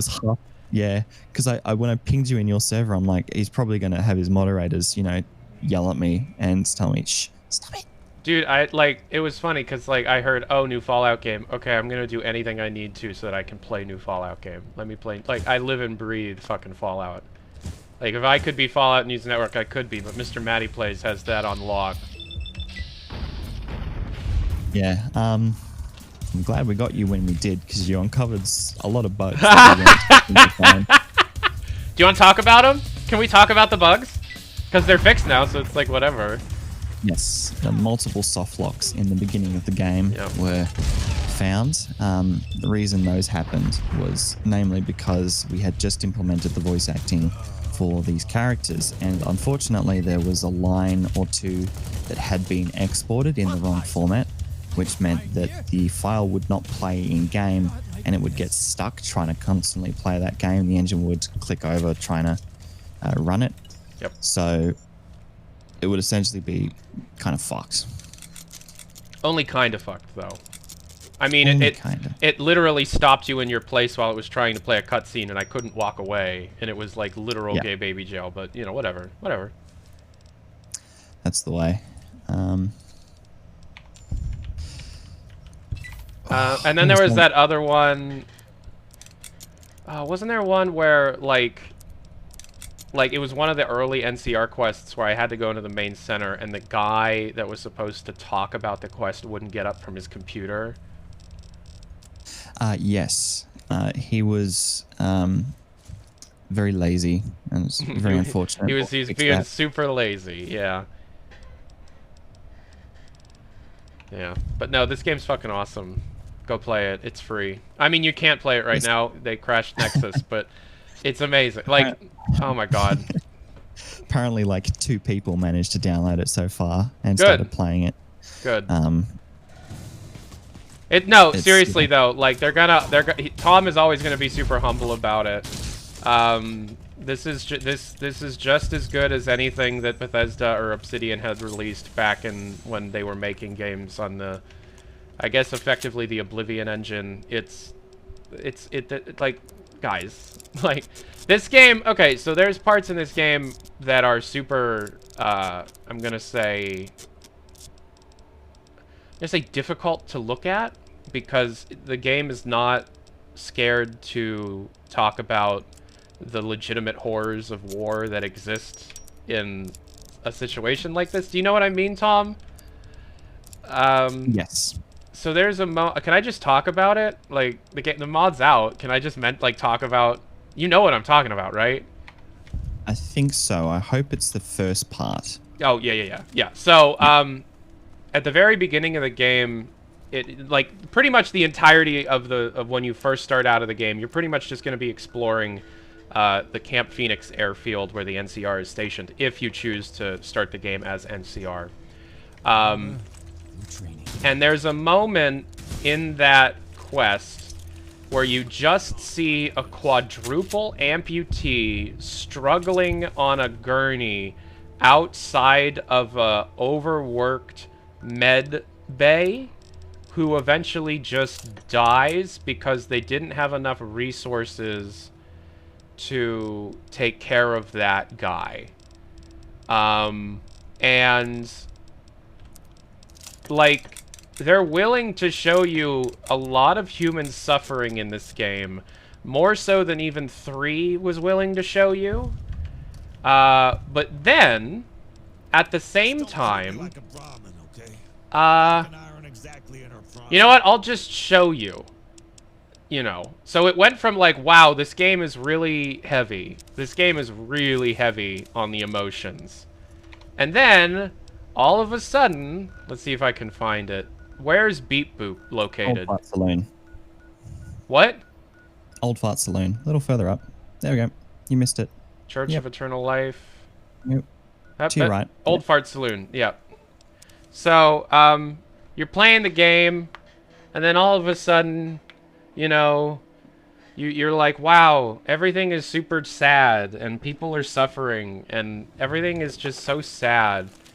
And then you go to this place called the Old Fart Saloon, and there's just this woman wearing an iBot as a hat, and you talk to her, and Beep boop. yeah. Goodbye. Execute. Yeah. That shit made me laugh, like, out loud to myself. Beep boop. Thanks. Yeah. But then you learn... I'm not going to ruin her story, but there's a reason why she's a fucking crazy... what's I cannot tell you guys how long Tyler spent talking about those two specific instances. Yeah. And I'm like, okay. I mean, that's like literally 0.1% of what this game has to offer, but okay. Sure, you like Beep Boop. You like Beep Boop. And you wanted Beep Boop to be a Wild Wasteland thing. Yes, I did want it to be a Wild Wasteland. Oh, can you actually talk about that for a minute? Like, what does Wild Wasteland do if you're playing this? So, Wild Wasteland sort of is a way for us to gate a few of our more silly or referential encounters, because there's certainly a few pop culture references and stuff that we want to keep a little bit behind. There's one so on the nose that it pissed me off, but continue. Yes. Yes, and you put that behind Wild Wasteland. Oh, it is Wild Wasteland? Okay, good. Yes, I made that change last merge. But Wild Wasteland for us is essentially a way for us to gate some of the more silly content that we didn't necessarily want players to be going, oh, is this the tone of the mod? This is kind of just stupid. Yeah. Obviously, we have a very wide tonal range overall. So there's a lot of silly stuff, and there's also a lot of very serious stuff in the mod. We're more than happy to go as far as we need. Where's the place that I'm looking for? Well, Sanctuary is in the other side. No. The pizza. Pizza. Do you know what I'm talking about? I don't want to ruin the thing. I love pizza. Pizza's so good. No. Drug addicted pizza fiend. No. Apothecary. Goose Hollow. Goose Hollow Apothecary. It's within Goose Hollow. Holy fuck, there's a lot of people on our server. Jesus Christ. We're literally getting a person joining every like 30 seconds. Dude, congrats. Golly. Alright, so I fast traveled to Goose Hollow. Where is Crazy Lady? See, I would have muscle memory on where to find this, but it's kind of hard to direct. But it should be the one there, actually. The one with the smoke coming out of it. That one. The one that's to your right. No, that's the school. It should be that one there, actually. That might be the clinic. Reno with the $25. Tyler, can you fix Nexus, please? Yeah, I'll get right on that. No. Is this the biggest Fallout mod release ever? Yes. Is it? Like, you can confidently say that? Without a doubt. Okay. So, while exploring Goose Hollow, which is a settlement very close to the starting area camp for the NCR, you find a fucking Skyrim-esque apothecary, and you talk to the woman who runs it, and she sells potions and poisons and things, and she actually sells you potions and shit. She sends you out on a quest that is like almost suicide, it's so hard. But then you meet this little guy. Oh, you want to talk to me? Well, hi there. Well, that's a bit speciesist. I've lost that accent over time. My best guess is that it's from working around Pasha, or the lack of drugs. So can you explain what the fuck this is, Tom? Oh, I think there's actually something coming out. Oh, shit, there's something coming out. No, I'm happy to explain it. So the Trocli, which Tana is a part of, is a sentient race of talking snake/lizard hybrids. Yeah. Their initial lore was set up to be sort of nothing. We didn't have any idea of what they wanted to be or what they should have been. So we decided to give them a quest, a location, lore, everything they sort of need. Why we had them to begin with is I don't know. They were just added there. Yeah. to let furries develop this game. I will have you know that no one on the team is a furry. Tyler, on the other hand... Hey, shut up! Shut up! This is a secret! Secret! Secret! You're not supposed... I'm gonna share your secrets! Tom likes to jack his wiener to robots. Damn, that kind of hurts. Why would you share my most personal of secrets? Oh yeah, you should show off Skitters, the giant robot. Not giant robot. No, no. Oh no, Thomas the Tank Engine's not here anymore. Do you know anything about a ghoul woman? Nothing. I remember a ghoul if they came. Alright, I'm actually gonna end the game. I'm gonna stop playing right now because I wanna like make it an official like we're gonna play it kind of stream. Because this was not what people signed up for. But Tom! You told them about my furry friends! Well, you know, this is just how it goes. Robots are hot, guys. You were overreacting. My god, look at the server. They are so happy that it's out. Man, this game... Okay, so, yeah. If I were to give a legitimate, honest, non-spoiler review, it is... If Chapter 1 turns you off from the game, please keep playing. That's a very good way to put it. Chapter 1 is my least favorite part of the game. And then it becomes one of the best Fallout experiences I've ever played. Chapter 1 is very COD, Call of Duty. And then the rest of the game is a mix of Fallout. There's a... Oh god, there's a section that's like just straight up BioShock. That was so fucking good. Do you know what I'm talking about? Yeah, of course I do. Yeah. Holy shit. Is Chapter 3 publicly known? Like the big reveal of Chapter 3? But like, what is publicly known about Chapter 3?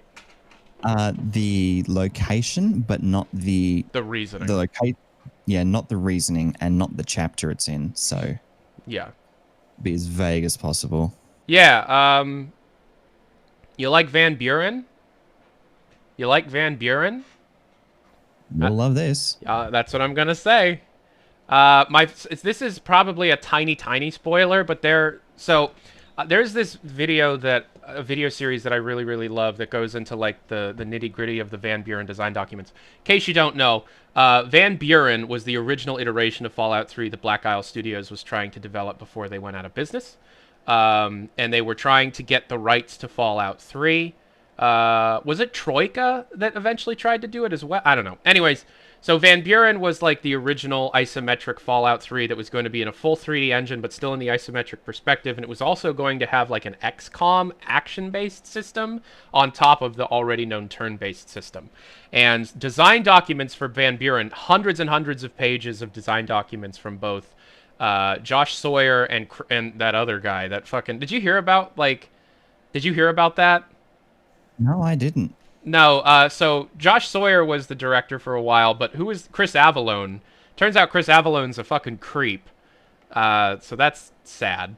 Yeah, he used to like force himself on women at game conventions and stuff. Yes, I heard that. Yeah. Now that. Yeah. I don't know about you guys, but that's pretty. That's sus. That's sus. But anyways, so in the Van Buren design documents, the Legion was going to be a small part of Van Buren. A lot of concepts of Van Buren ended up coming into Fallout New Vegas, but in actuality, they were also planning a Fallout 4 back in the early 2000s. And what New Vegas was what they were planning to be Fallout 4. Van Buren was almost like a prequel to the story of New Vegas and was more centered around like a prison and a sentient AI and a crazy scientist and a final battle in the space station. But there's like, it's such a small detail, but drivable vehicles was a part of Van Buren, right, Tom? I believe it was. Yeah. And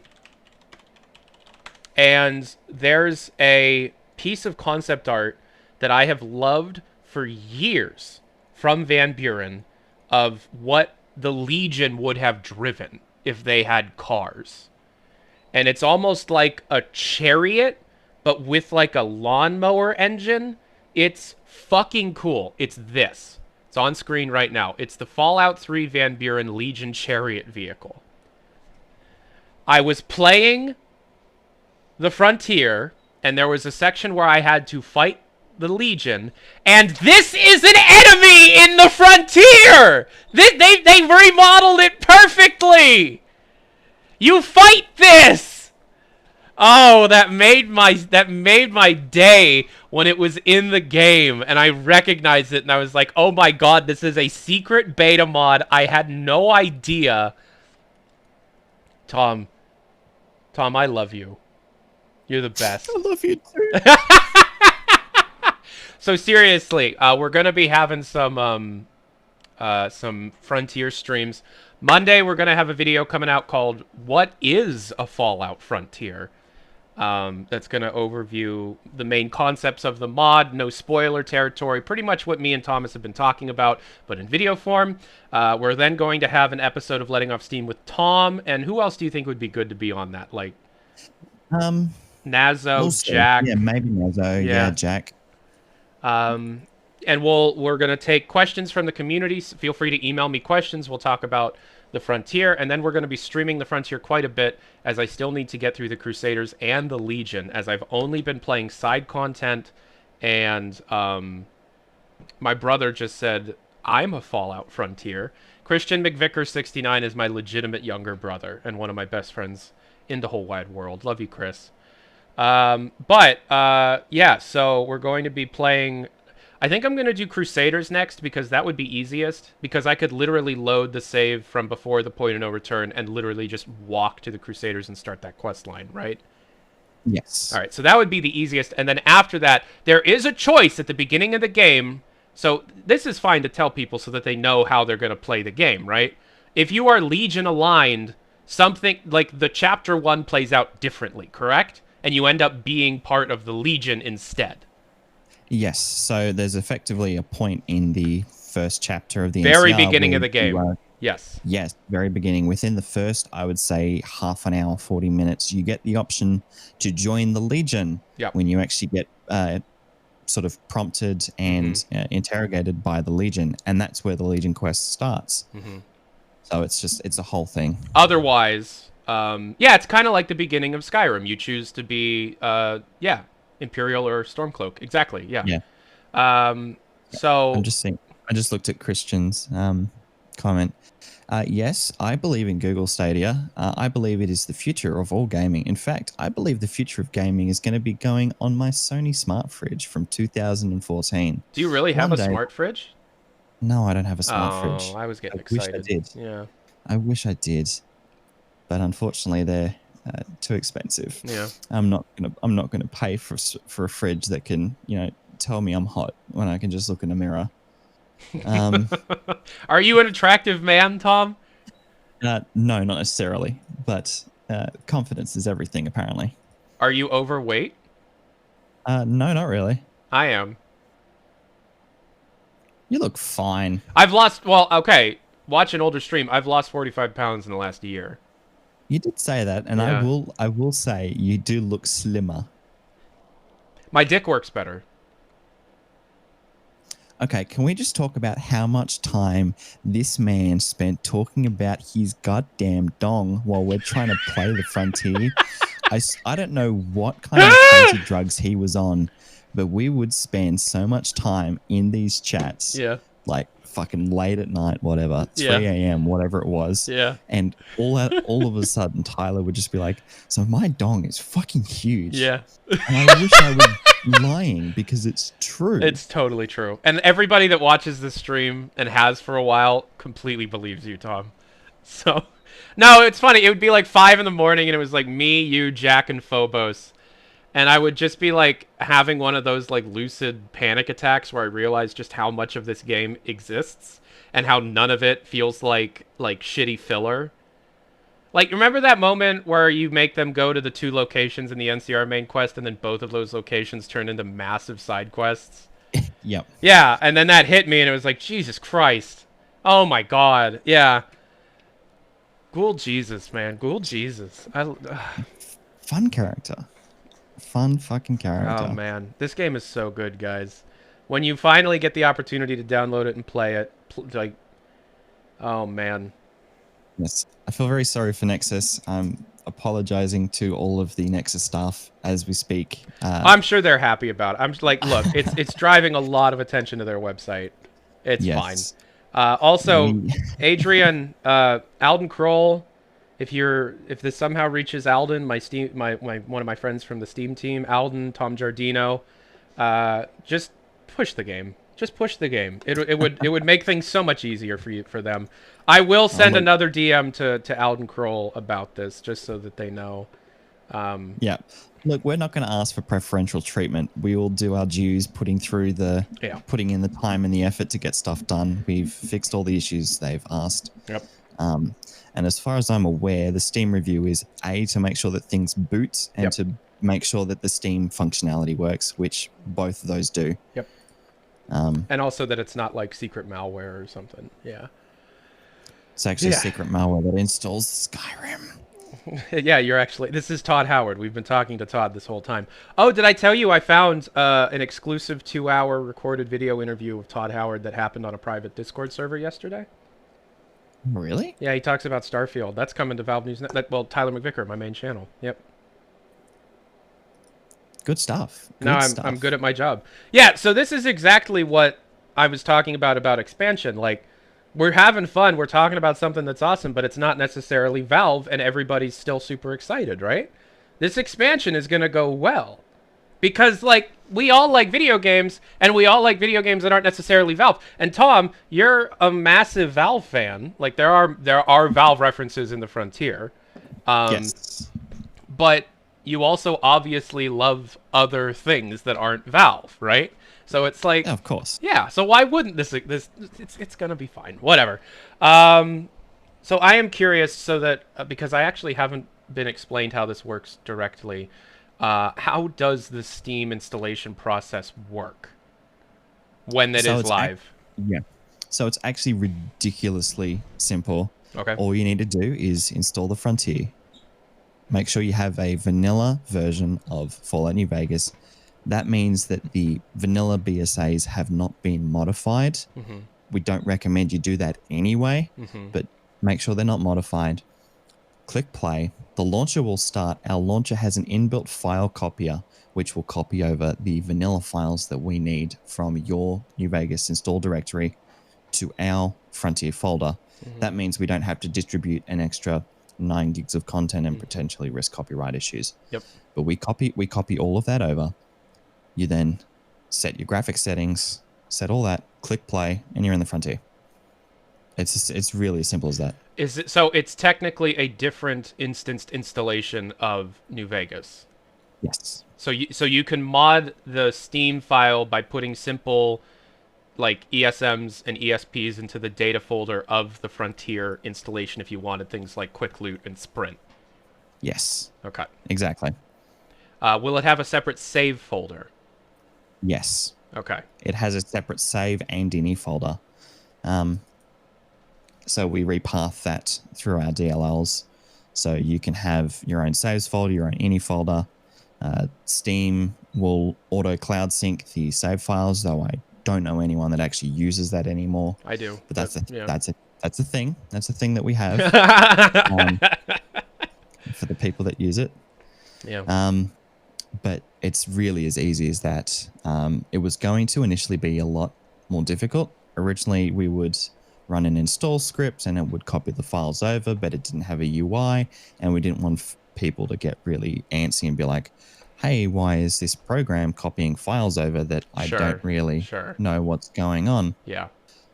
But we just went the file copy option through the launcher, and it's a lot simpler that way for us, and it works well. So it's really, really easy to get started with the Frontier on Steam, because at the end of the day, it's designed for people who don't want to mod the game.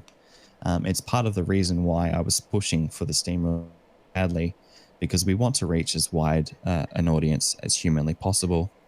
And that means at the end of the day that we want anyone to be able to play the mod, not just people who can install mods and feel comfortable doing it. Nice. Hey, saw the new logo Thanks. and branding with your name on Twitter. Liking it, winking face. Thank you very much. So, is the Frontier... People are asking if the Frontier is compatible with... Like, if you're installing it from Nexus, is it just as easy as any other mods? Can you plug in an existing modded save and just play? Yes, yes, you can. The Frontier package comes essentially as a big zip file with BSAs, ESMs, and our files in it. Drop that in your data folder, and you're done. Yep. And is it compatible with, like, Vortex and MO2 and all that? Yes, there is a Vortex profile, I believe, that Pickysaurus has worked on for that. Whether that's public yet, I'm not sure, but I'm sure it will be in some point. Regardless, it should work with everything. Be mindful, however, that it is an extremely large file to work with. It's over 27 gigs unpacked. So it did crash. It did crash MO2 for me the first time, and that's not on them. That's on MO2 because of just the sheer size. If MO2 does crash while you're installing the mod, just try again. Uninstall and try. It'll just work. It's fucking huge. I'm hearing people say that an ad took place. Apparently, ads just happen without my control. That's a Twitch thing. I almost never run ads. If you see an ad, it's not me. If I do run an ad, I will tell you. But apparently, Twitch just runs ads without telling you, which I think is bullshit. But nothing I can really do about that. Yeah, I got an ad for Subway, which is kind of weird because now I want Subway. Oh, well, the ad worked, I guess. Subway, pay me. You just sold a sub to my bud Tom. Oh, yeah. I didn't know Subway was in Australia. You learn something every day. Yeah. It's not great. it's kind of shit, but yeah, it's that's fun. the same here. Mm-hmm. You just have to run an ad an hour to get random. Oh, is that why Hassan does the top of the hour every hour thing? That makes sense. Fuck. Okay. Yeah. So I'm gonna start wrapping this up because I need to start working on my I'm done with VNN video. So that I like the full FAQ about the channel transition and stuff. But Tom, thank you so much for, like, seriously, I know that we've been like talking and we're becoming good friends, which is good. You know, I think you're a dope ass dude. But at the same time, from a professional to a professional, like, holy shit, man, I understand that as a like, I've told you this before, but I'm gonna say it publicly so that people understand. Running a community project is hard. It is arguably harder than running an actual game company, because a game company, there's rules and pay and contracts and, you know, standards for employees. Whereas a community team, it's the Wild West. Anybody can do anything, anybody could be any age, and anybody could have, like, anything can happen. And, like, I tried to run a community team where we tried to remake F-Stop. This is a 150+ hour Fallout game. I tried to make a 2-hour Portal experience and was called the N-word, and then then one of our team members tried to pin leaking the TF2 source code on me. That was a 2-hour game. Tom, I don't know how the fuck you managed to pull this off, because, like, this was 7 years in the making, and it's good. It's good. It is a good game. Like, it could, like, if this was, here's the thing, if this was on a shelf, if you could go to GameStop and buy Fallout New Vegas: The Frontier for the PS5 or whatever, you wouldn't think twice. Like, it's good. Like, it's not something where you look at it and it's like, oh, it's good for a community project. This is just good, period. It's a good Fallout game. And it's made completely by volunteer community contributors. And Tom somehow was able to finagle all these people into working together for a long time and getting their work done and organizing it and keeping morale up. I don't know how the fuck he did it, man. Well, as I said, a lot of it just comes down to the team members being great to work with, the the team in general being really good at what they do. I'm just there at the end of the day to sort of keep things moving a little bit, but it really is, you know, a team effort at the end of the day. And that's what makes it sort of tick. It's amazing, Tom. I'll talk to you later today. I will be in the dev chat so I can finish up the NCR main quest like Phobos has been begging me to do. Phobos is another dev member. He's also the host of one of the, he's the voice of the host of one of the radio stations, Breach Outreach. And he's a cool-ass dude. And yeah, so I'll talk to you guys tonight. I hope launch goes well. You should get some sleep, in all seriousness. I'm actually going to stream for an hour or two. Oh, okay, cool. On the Frontier official YouTube channel, just to sort of show people the start of the mod for those who haven't been able to download it yet, which is probably okay, yeah. I'll 90% send of the population. Yeah, I mean, like you literally can't, like, yeah, it's when we wrap up here, I'm gonna send everybody over to the Frontier YouTube channel so you can watch TG Spy play. It's just gonna be the beginning of NCR quest, like introducing from Mojave into Frontier, that kind of thing. All right, cool. Yep. All right, yeah, Tom, super cool to talk to you. I'll talk to you later today, and we'll plan this next week's content on my channel. All right. Perfect. All right. All Thank you, right, Tyler. Yeah, no problem. I'll talk to you later, bud. Bye. Later, mate. Bye-bye. Tom's great. No, seriously. I'm not just like sucking his dick just so that like I get preferential treatment. This game is fucking great, guys. Like, it's so good. Chapter 1 is terrible. You gotta get through. I begged them to just cut Chapter 1. Because it's nothing like the real. It's literally just like a linear Call of Duty thing. But then once you finish this like 40-minute linear Call of Duty mission that kind of plays like Operation Anchorage, it turns into one of the best Fallout experiences I've ever had. The NCR main quest is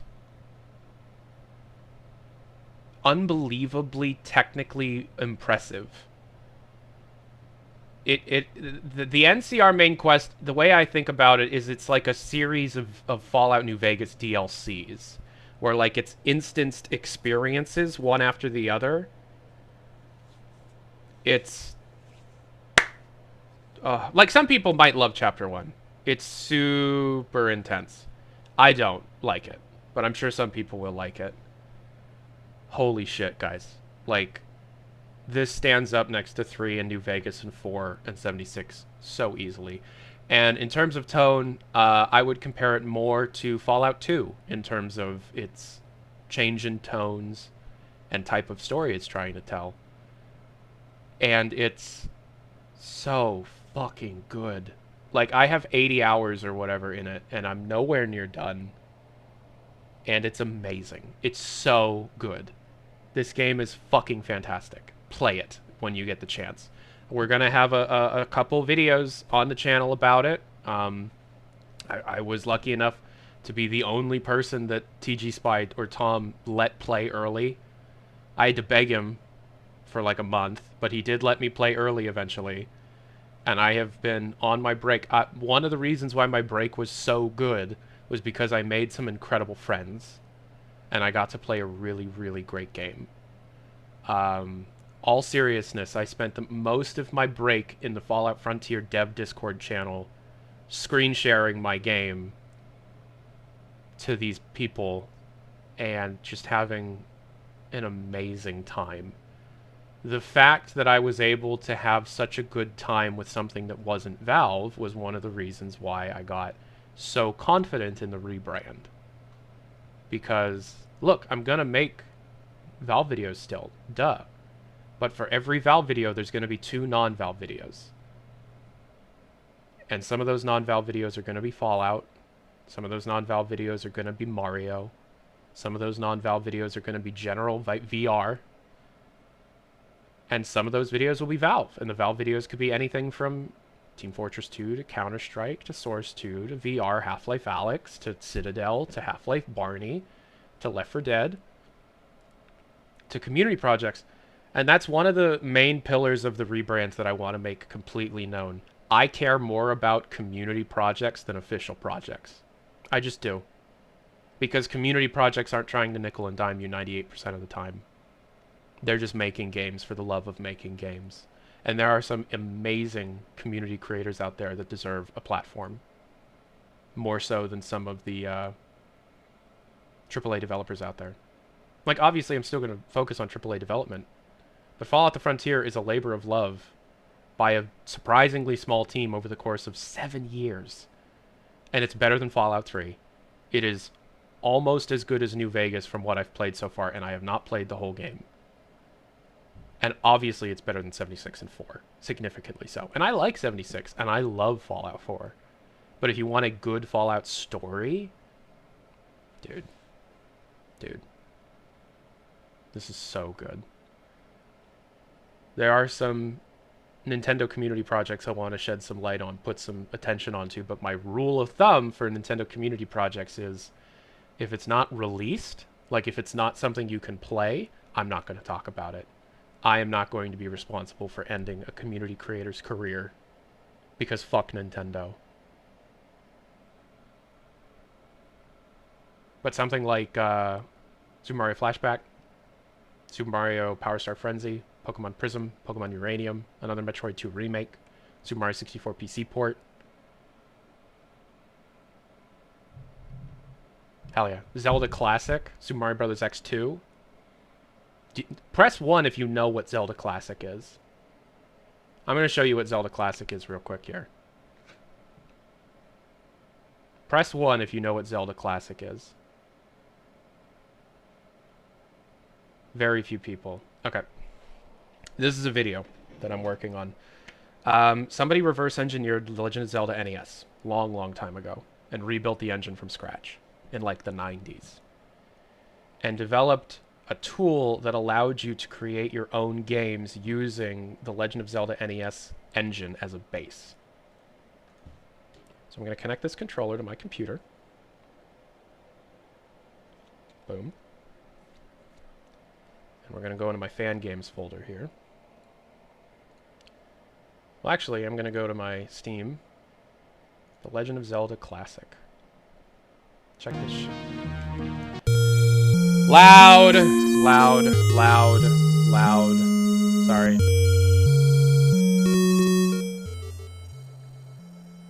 So it looks like Legend of Zelda. It is not. Because you can download quests and load them up. And what we're looking at here are save files for individual games running off this engine. Let's start with this one.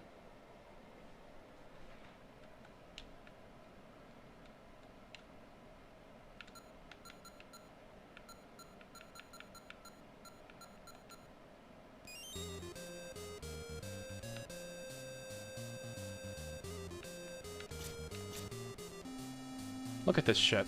All community made. Hurry, Lunk. You must save Princess Zolda from the evil of Death Mountain. Take the sword from the chest. It'll be of use to you. Alright.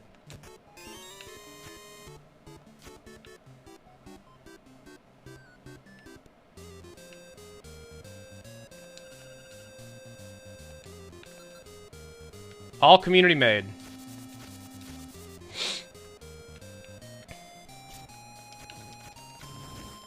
It's so much fun. And then, you know, let's reset. Reset. Let's play another one. What's this one? Centuries ago, the land of Hyrule was in ruin. Entire games, entire Zelda games, entire 2D Zelda games can be made from this. And this one is probably the most impressive. This one right here. Because it's not Zelda at all.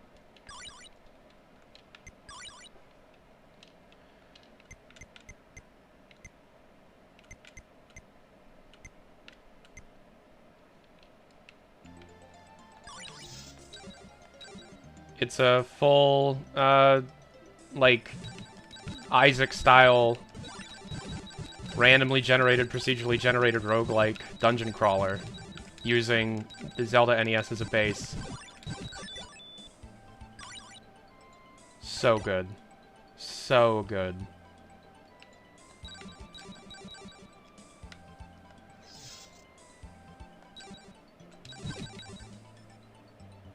I'm using the cheaper music because there's a good music pack for this mod that's fully like CD quality audio. That's really, really big. And I haven't installed it yet because it makes the game a bit slower to load. But this is like a 20+ year old project that's had a really good community for it for years. It's amazing what the community can do that are just like super niche that more people really should know about because they're amazing stuff. Now, I chose not to play the story mode, but there is a story here, like Hades-esque story that's told over the course of many playthroughs. Alright, so that's this. That's Zelda Classic. Another thing, another released community project that I really, really love. Here's Super Mario Power Star Frenzy. This is going to be loud, by the way. Super Mario Power Star Frenzy. This is fucking... Like, there are so many amazing community games that everybody needs to know about. Let OBS catch up. There you go. Oh, that's actually not that loud. It always forgets that I want to use a controller, though, so I always have to set it.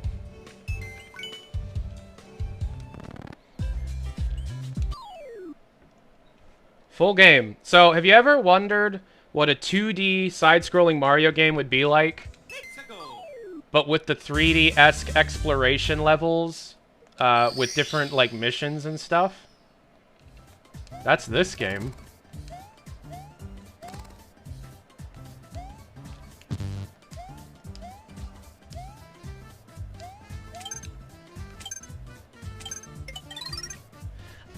The name's Dash T! I'm the fastest toad in all of the Mushroom Kingdom, and I challenge you to a race!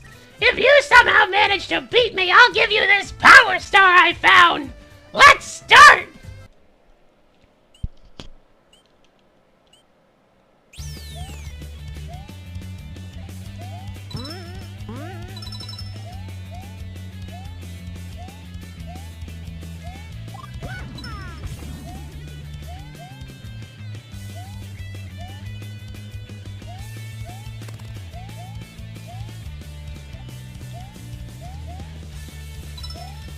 The game has little lag spikes like that sometimes. Also, that's... I win! Seriously, I lost? Well, I'll make sure to beat you next time! But as I promised, here's your Power Star! Oh yeah, Mario time! Isn't this cool? You get like a Sonic-style rank. I got S. Hell yeah. Yes, please. This game's got like 45 stars in it, and the developer gave up because he just lost interest. Monty Mole's in the Flower Kingdom. Alright, we're gonna find this Monty Mole mission now. This game is called Super Mario Bros. Power Star Frenzy. Another thing it has is full co-op support, but I've not actually played that yet. I love the Nintendo community. Nintendo does not deserve the kind of community it has. Well, okay, let me rephrase that. I don't love everything the Nintendo community has. There's a lot of pedophiles in the Nintendo community. But the creators... Like, holy shit. Oh, that's death. Do a co-op stream with your wife? That would be dope. That would be dope. This game's great. What files? Pedo files. Yeah, so this game's great. We're gonna quit though so I can show you another cool Nintendo community project. Yes, please. Saving, okay. Boink, exit game. Game is called Super Mario Bros. Power Star Frenzy. Another game, Super Mario Flashback. Super Mario Flashback, this game is fucking nuts. This game is so fucking good. Oh my god, is it? I'm sure you guys have actually heard about Super Mario Flashback. So the Super Mario Flashback fills a void that I have held for a very, very long time. Nintendo should make more 2D Mario games that don't just adhere to that dumb shit vanilla new Super Mario Bros. Aesthetic. It's so boring. So fucking boring. That's what this is. It's, hey, let's make a 2D Mario game that isn't ass. Alright, let's play a new game. Oh, this might actually start me in a new game. Oh, no, it has my save. Alright, let's just play the beginning. Look at this! Look at this! Listen to the music! Oh, man! Nintendo, you're fucking lacking, man. Look at this shit.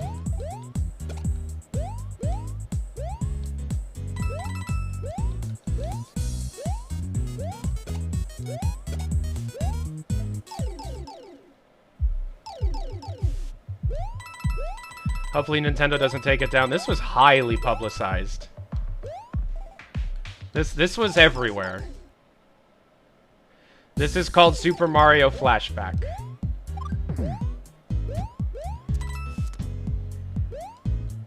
This game is so good, but it's also very hard, and I can't beat level 3 because it makes me do a Koopa jump I can't do.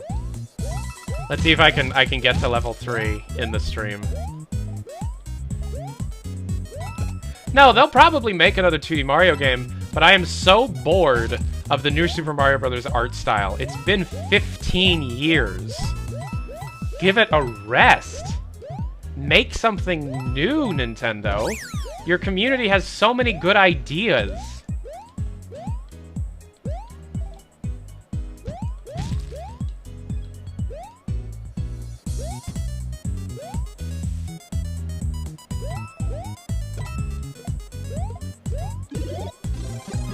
So spotlighting cool shit like this is one of the things I want to do a lot on the Tyler McVicker channel. Yeah, it's no longer new. Exactly. Fuck. Whoopsies. New Super Mario Bros. 1 and 2 are the only good ones. Wii, Switch, and Wii U are boring. The first one is the only good one. Fight me. The one on the DS is the only good one because at least it had the fucking backbone to have creative boss battles. The boss battles in New Super Mario Bros. For the DS are great. Big Ass Goomba, World 4, Big Ass Goomba. I love New Super Mario Bros. For the DS because it was a new idea. Ever since then, it was not a new idea. But yeah, spotlighting fan games is something I want to do a lot. Also, the controller I use hits down without me wanting to do it, so I might ground pound in dumb areas. That's just a problem with this controller.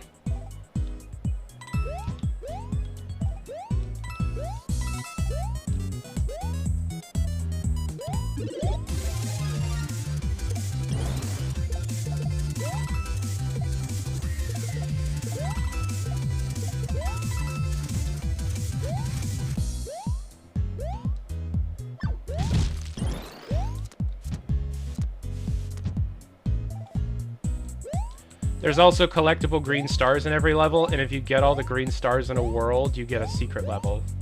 This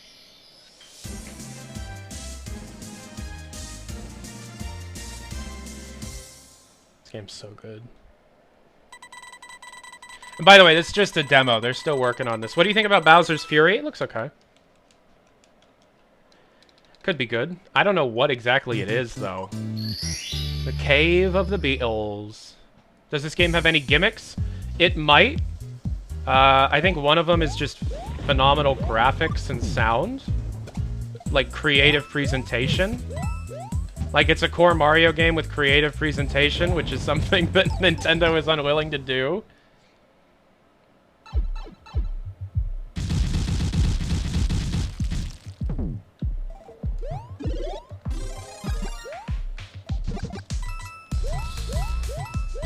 Yeah, it looks like it's more of an Odyssey game, but using 3D World's engine. But the thing is, they're making Odyssey too, so I don't know. Yeah, I've got a lot of Nintendo news that I want to cover ASAP on the channel.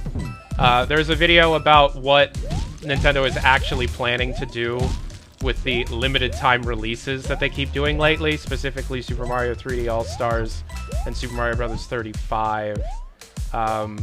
And then Nintendo's currently rumored, at least in the spheres that I'm active in, 2021 and 2022 release plans. We've got Odyssey 2 on deck, Breath of the Wild 2, we got the Super Switch. You know, they just released, we're not getting a Nintendo Direct anytime soon. The fact that they just announced the Pokemon Snap 2 release date without any fanfare. And they also announced did they announce a game? Or they just did that Bowser's Fury trailer. I think they're pretty much done with the Directs, and they're just gonna be doing, like, little releases and stuff. The Nintendo, like, predictive community is ass, and I'm hoping I can clean that shit up soon. At least to the best of my ability. This game is called Super Mario Flashback. It is a fan game.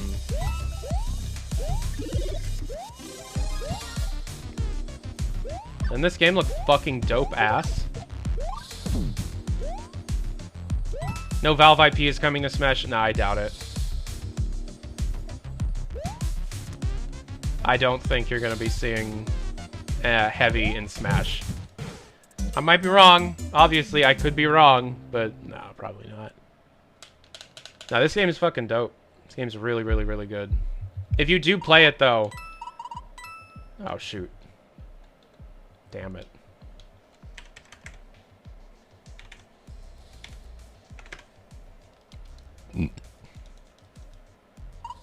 If you do play it, go to your graphics options and make sure that the scaling is turned to sharp. Soft just makes it look crap. Look at those pixels, right?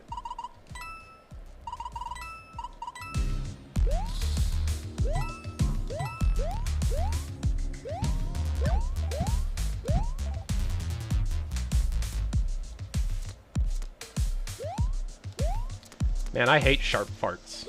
I know exactly what you mean when you say sharp farts. Also, I pitched a video to my bud Simple Flips called The Beginner's Guide to Super Mario 64 ROM Hacks, and he seemed down to collab on that, so that might be a video we do.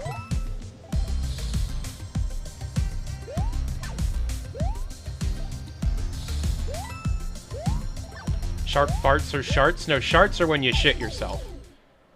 Sharts are when you shit yourself. Look at this raining effect. Like, I will agree, there were moments in New Super Mario Bros. U that were beautiful. Specifically, like, the Starry Night level. But, like, literally, it's Nintendo. Every level should have its own look and feel. You know? Metroid Prime 4, yeah. Not anytime soon. Development hell, Metroid Prime 4. Sorry. Fan games versus open source games, those are all one and the same to me. Alright, so level 3, mushroom hopping. This is fucking hard! This game is so, this level is, I have not been able to beat this level, and I've tried. It's really fucking hard.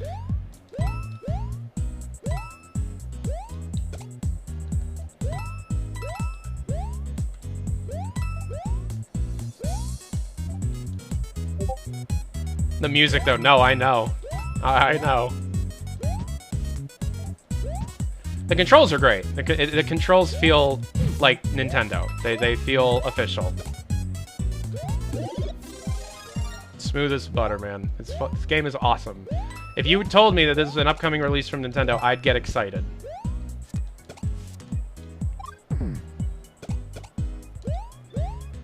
Alright, we're coming up on the part. Ooh. Whoops. Whoops.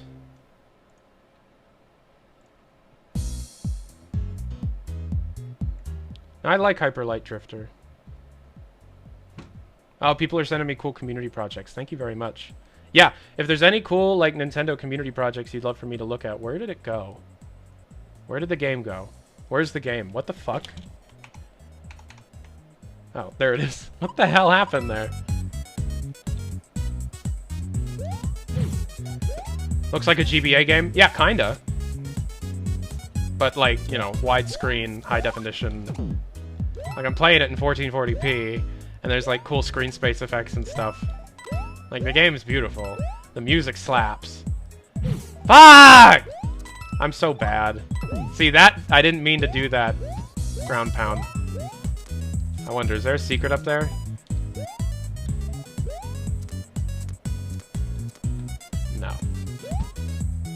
I'd love to get in contact with the developers of this and make like a history of report. This project's fucking awesome. But again, it's not fully out yet, so should I make a video on it? Probably not. I might just like silently support them from the sidelines until they release.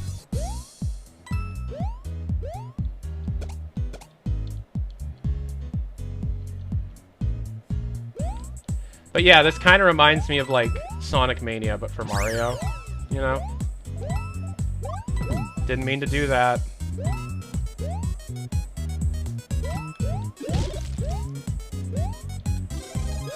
Rip VNN? Yeah, in a way. Not in the way that you're thinking. Like, I'm not done doing Valve reporting. After this, there's one more topic of thing I want to show you, and then we'll move on. I'll end the stream and start working on videos for today. Bitch. Did you hear about Snow Driftland getting a Steam release? What is Snow Driftland? Talk shows and podcasts? Well, Kuhlman's an editor. Kuhlman, can you change game titles? Because if you can't, I'd like to give you that privilege, because I hate changing game titles. Ah, but. Ah! Is VNN over? Yes. In a way. Yes. Will you abbreviate like TMV? We were planning on it, but nah. About the Super Switch, it's a rumored docked-only console? Yes, sir. Play Snow Driftland? I don't know what Snow Driftland is. What's Snow Driftland?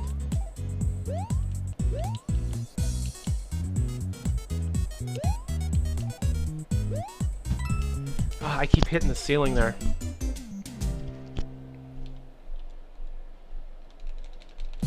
Let's thank Valve for the 10 years of them being cool of you using the name. Yeah. I'm sick of the name because everybody's like, I subscribed for Valve News. This isn't the Valve News I subscribed for. So it's like, fuck you. Can't you be? I'm so bad at this. It's so hard.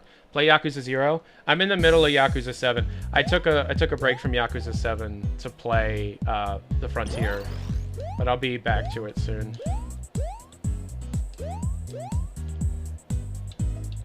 I feel like a Polygon reporter right now.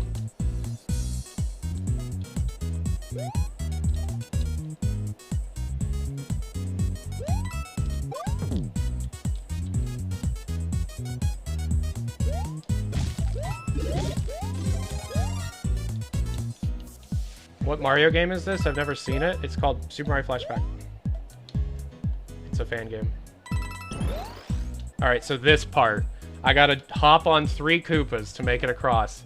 And I can't! Oh! No! Damn it! That was the first time I've ever done that! I am making a video explaining the move and the change and stuff. That video probably will come out tomorrow.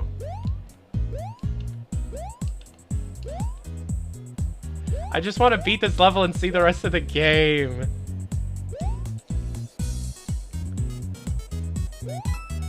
Son of a butt, this is so hard. Mission Snow Driftland was a Flash game made for Nintendo's winter sales. Oh, is that the thing that Liam reported on? Didn't Liam, like, do something kind of creepy? I remember he was fired for from Polygon for something.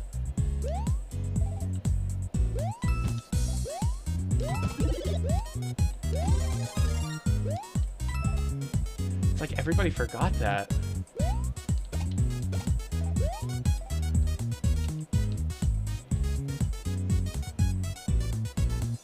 That's Nick Robinson.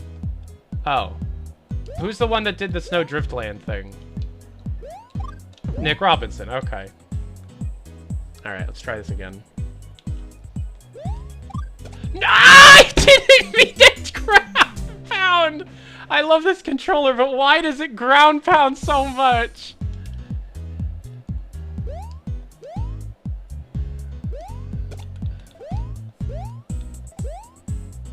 No more VNN? In a way, I'm still making Valve videos, just...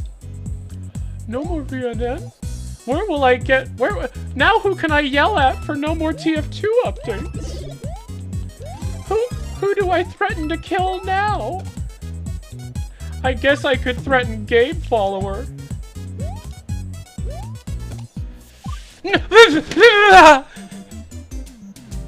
Controller you're using is drifting, bro. Yeah. I'm going to beat this level.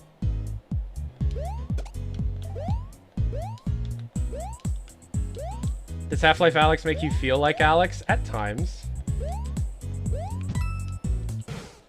Just don't ground pound. I'm sorry you think a majority of your fans want you dead or harass you. I know it's not the majority. It's like 15 people that are kind of stalkerish. I mean, I have stalkers, and those stalkers have stemmed from my work in the cut content community and the TF2 communities. Fuck you guys. All men. Why can't I get a woman stalker?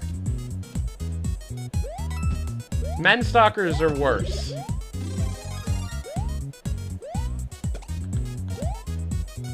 Somebody apparently sent me a package that caused the U.S. Postal Service to close my my P.O. box.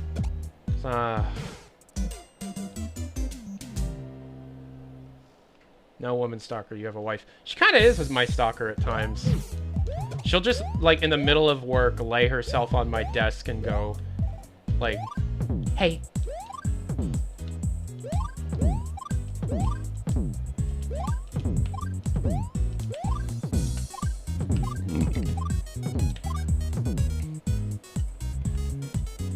No, the Donald Glover joke about crazy men is one of Electra's favorite stand-up bits of all time.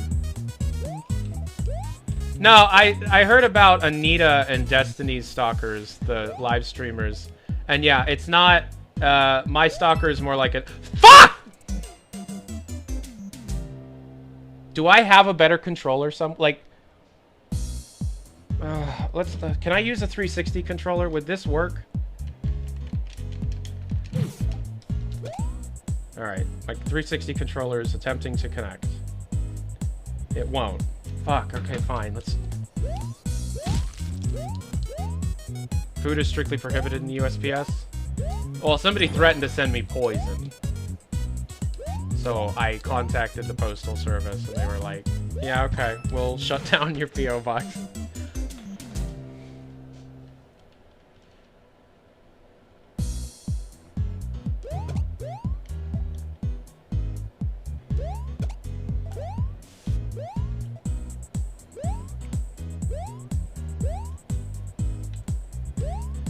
Alright, I'm gonna take my time.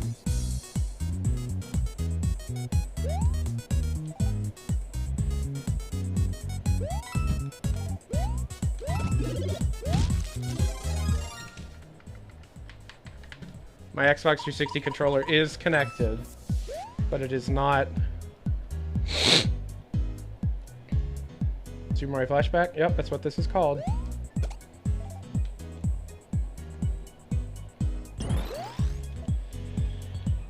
Okay. Oh, what is the timing for that? I'm trying my best.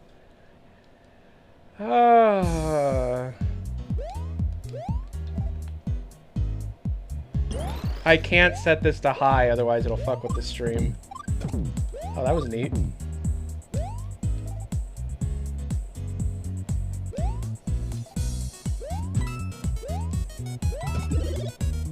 I just want to see the rest of the game, because I know there's more to the game than this.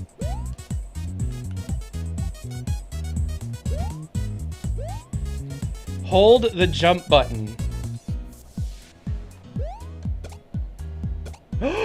Yes! That's what it is! You hold the jump button!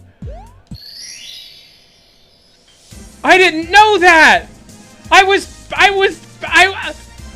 You hold the jump button! Thank you! I was trying to, like, time the jump! I had no idea! Who said hold the jump? VIP, that guy. Wait, you didn't know? No, I didn't. Alright, that's World 1. Wait, is there only one world in this game? I thought there was more than that. Alright, well here's the secret level.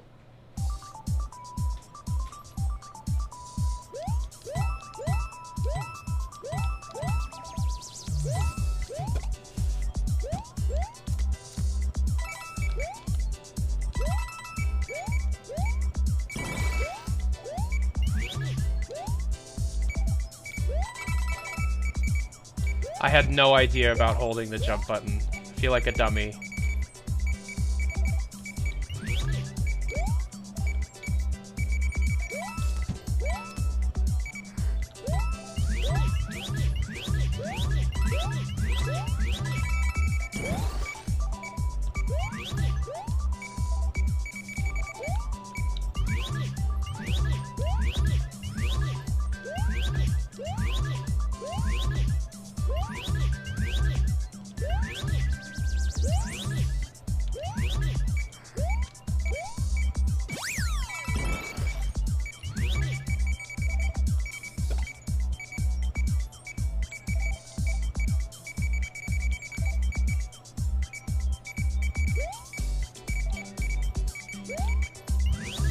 Oh no.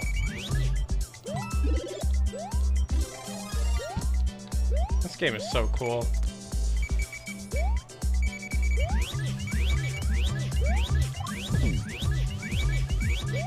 Ah! I timed it to collect it. Why would I do that?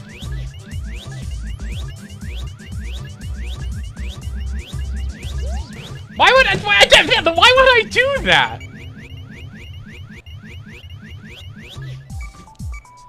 All right, so that's this. Last thing I want to show y'all. Let's pull up my Elgato. Let's play some console games here for a second. That's why I'm wearing this headset mic. It makes streaming console games so much easier. So here's my console setup. And I have something called an open source scan converter, which I'm going to flip on. And we are going to start with GameCube. GameCube is loading now. Holy! Ah, $3, thank you. So here's the GameCube. GameCube runs on load profile 1. And it should show up now. There it is. Alright, so I'm going to grab my controller here and we are going to run Swiss, which is a homebrew piece of software. Maximize your cam? No, we're playing console games. And let's play Star Fox Adventures.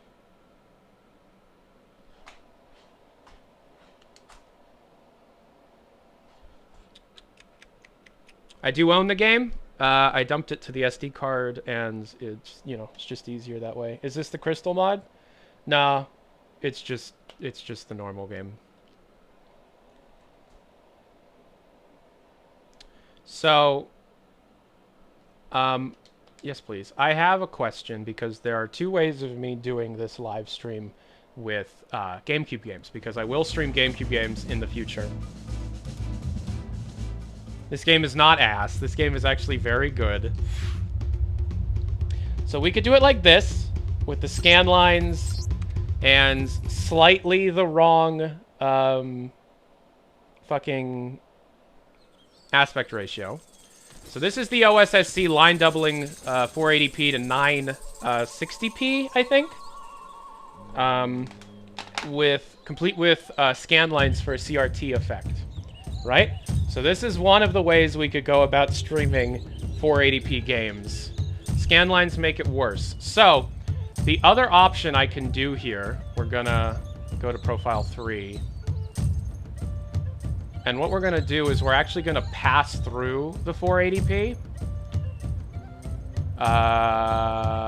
Oh, we are pass throughing the 480p.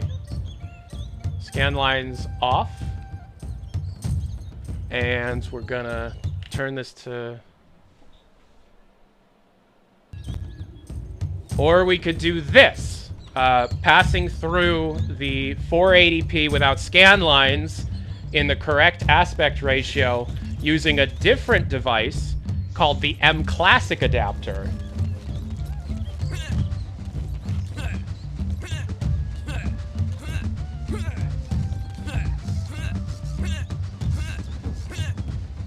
So this is direct feed from a GameCube. And of course, whenever I stream it, you know, I can always, you know, crop the image a bit.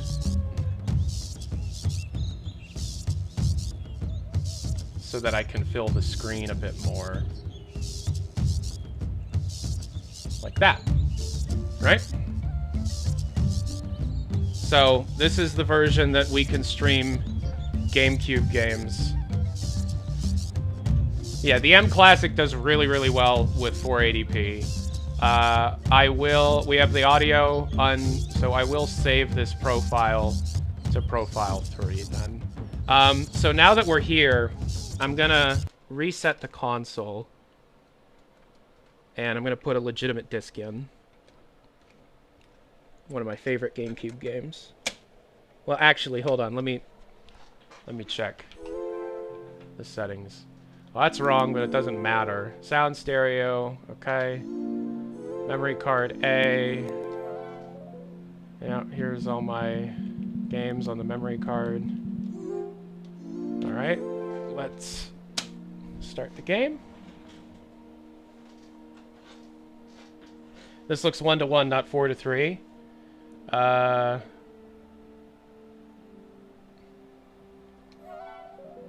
I don't own Mario Strikers.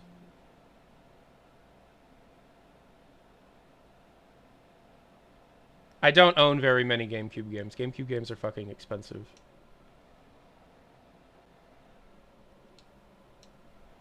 Alright. It's one of my favorite games on the GameCube. One of the few GameCube games I had as a kid.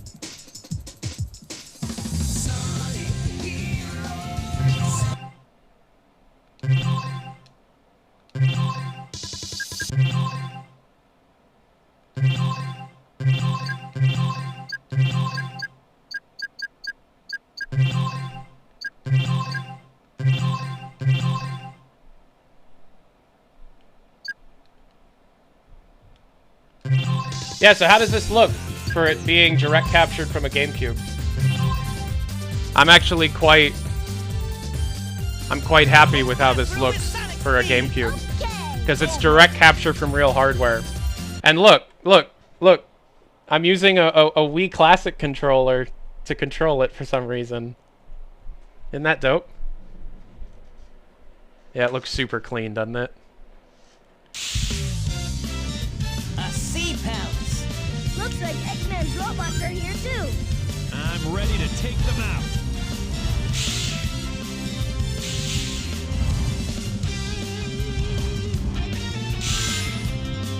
Level up. All right. Knuckles, can you open this stone door for us? Leave it to me. Here we go.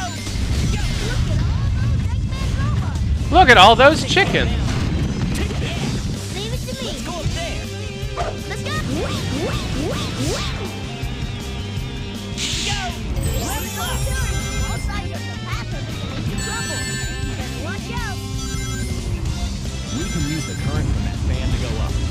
Ready to try the triangle dive?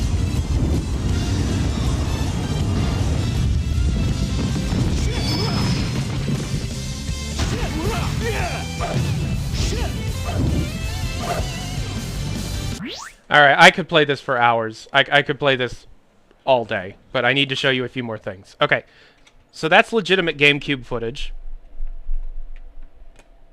Now I'll show you another thing that I've been working on. And the reason why I have it set to this Wii Classic controller using a RAFnet adapter that I'll talk about in a video. I'm making a video about my gaming setup, or maybe a series of videos about how I play each of the consoles that I enjoy playing. Pooh Bear! Hey, Lek, what's up? You alright? I'm talking about my rebrand today. People are very excited. They launched the Frontier today, and we interviewed Tom, and everybody's like hyped. And now I'm showing them all the work I've been doing with like consoles and stuff. Oh, you're going to the bathroom. Okay. All right. Let's reboot the GameCube. I own like 3 GameCubes, man. Nintendo GameCube.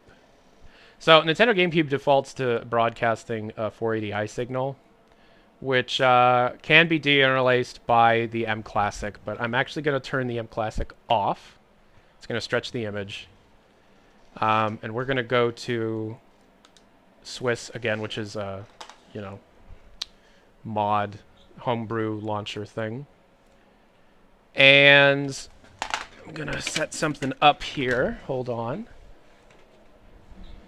Oh, hold up.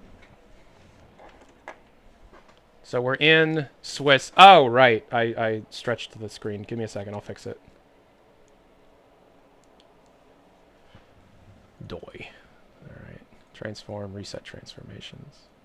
There you go. All right. All right. So we're going to go down to this GBIHFOSSC.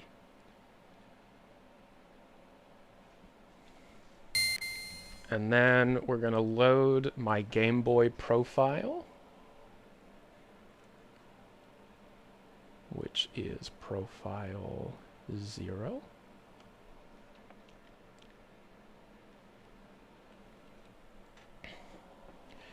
So we are currently in a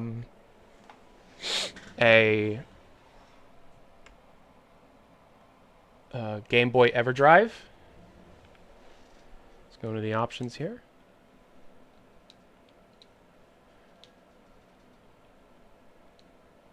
Cool. And let's play one of my favorite Game Boy Advance games, Metroid Zero Mission.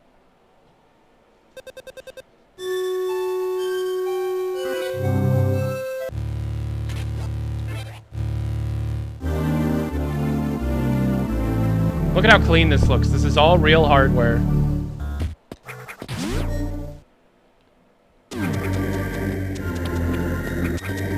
Oh.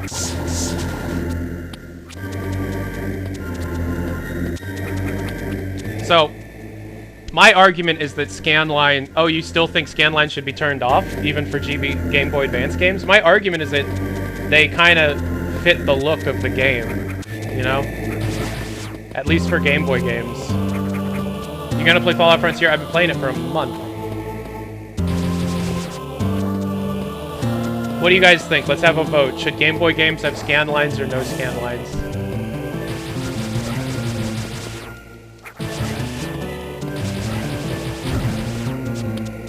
Yeah, I like the look of it with scan lines. Oh, there's a upgrade. How do I get up there? Oh, I can. 3D games, no. 2D games, yes. Well, the thing is, the OSSC can actually do scan lines that look just like the Game Boy Advance, but I actually don't like the look of them that much, but I can show you.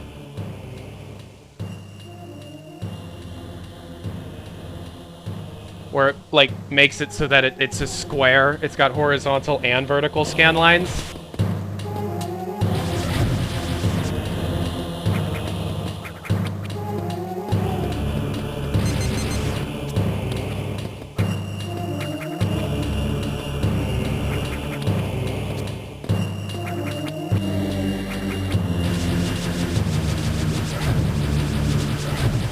Alright, and then here it is without scan lines.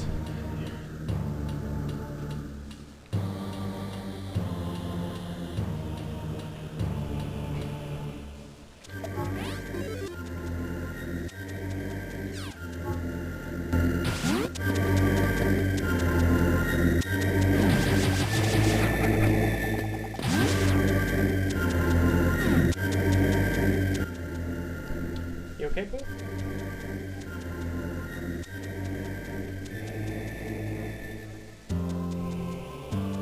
Okay, so we're gonna take you to the pharmacy? What time do they close?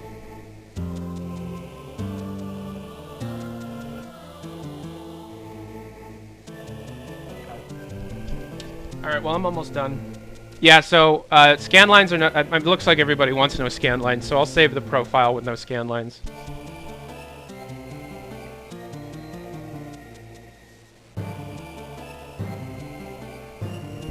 Right, so there's that, and then there's another thing with the GameCube I want to show you.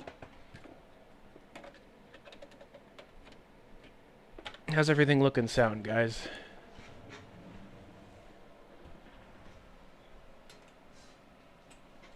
Everything look good? Everything look okay? You gotta let it sit for a second, otherwise the OSSC won't detect it. Alright.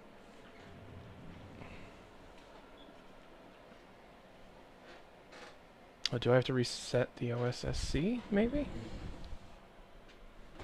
Oh, there it goes. Okay. Alright, so we're going to do the same thing.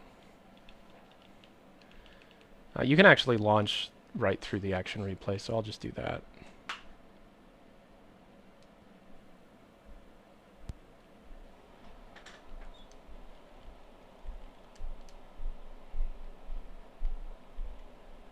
So this is a Game Boy Color flash cart, and installed I have Pokemon Prism.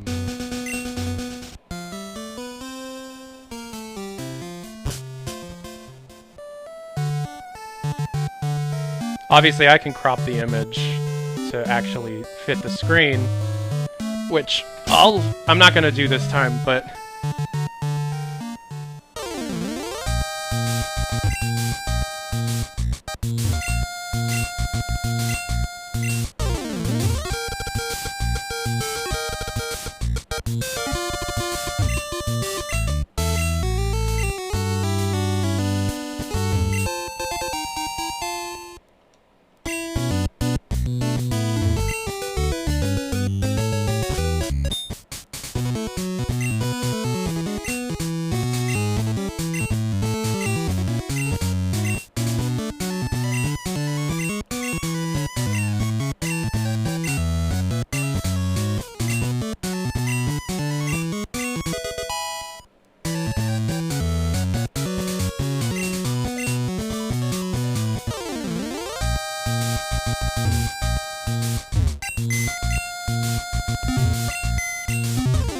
this is Pokemon Prism, completely fan-made game that takes place after Gold and Silver, and is amazing, and was shut down by Nintendo before they could fully finish the game. But it's very good.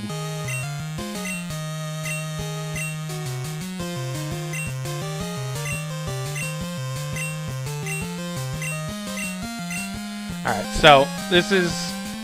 Map is wholly original, yep. Alright, so that's that. Now, we're going to load Profile 2. Flip this on. See if it detects it immediately. If not, I got to reset the OSSC.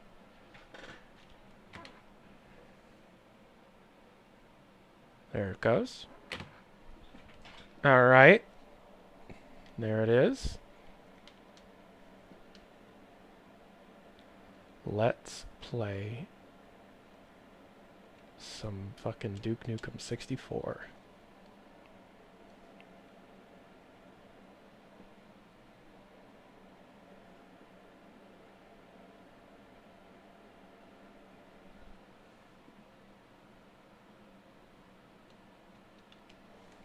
No, so I might have loaded the wrong profile. Hold up. Was it 3 or was it 2? Let's load 1. Comes up after with 1. There it is. And 64. Damn, those alien scum are gonna pay for shooting up my ride.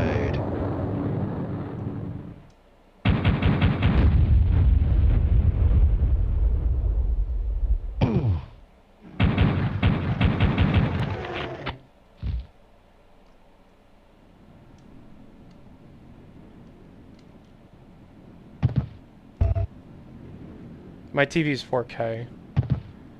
Yeah, so here's Dick Nickum. Dick Kickum. Dick Nick.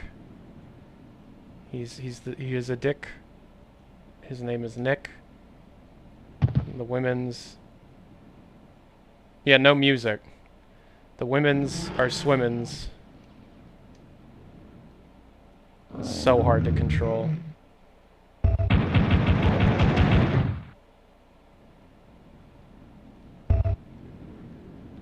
No secret here. I mean, maybe there is. But as far as I know, there's no use function.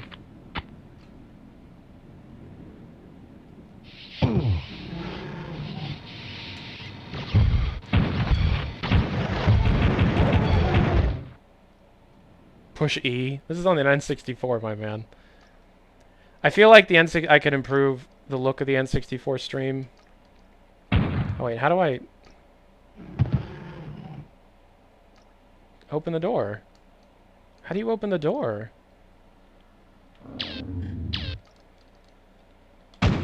What?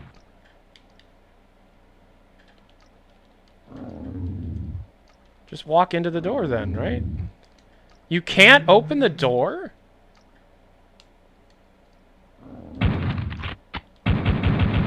You need a yellow key? No, you don't.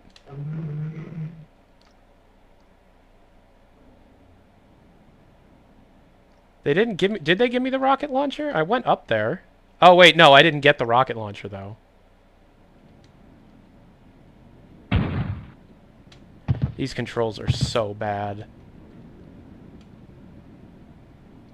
Console FPSs from the 90s.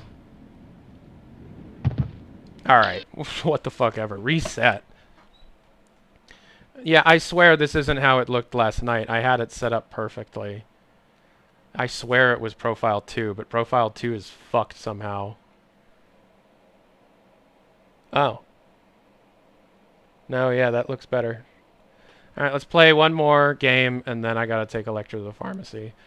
Let's play... Ooh, Kirby 64. Glover. Ooh, F-Zero X. Let's play F-Zero X, yes.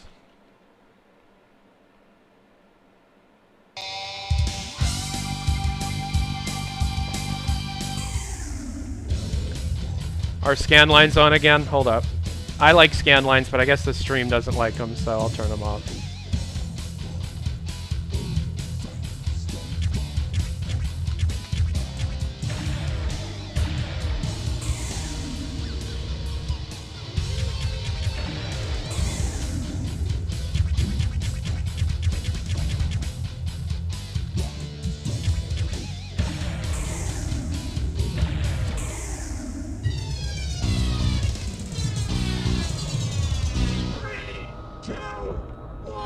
Go.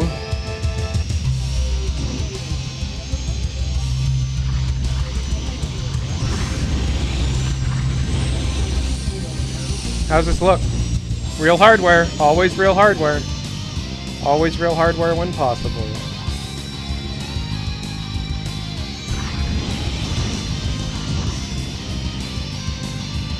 Crisp, I guess. This is the N64, guys. There's only so much you can do with it. This is an RGB modded, denoise reduction modded N64 plugged into an OSSC through SCART. Line quadrupled or line sextupled, I think. Oh.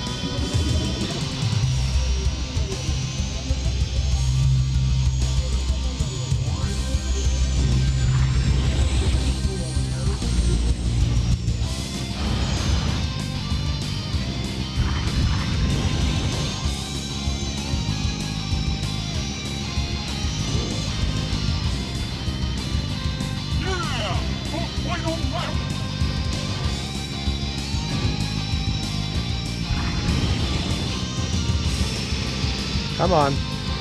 Oh, why would I do that? Damn it.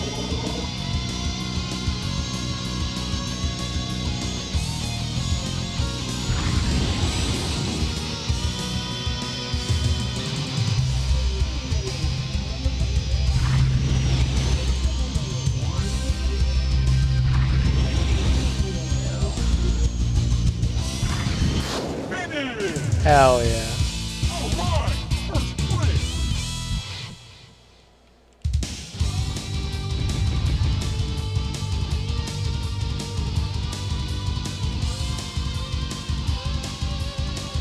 Look at that.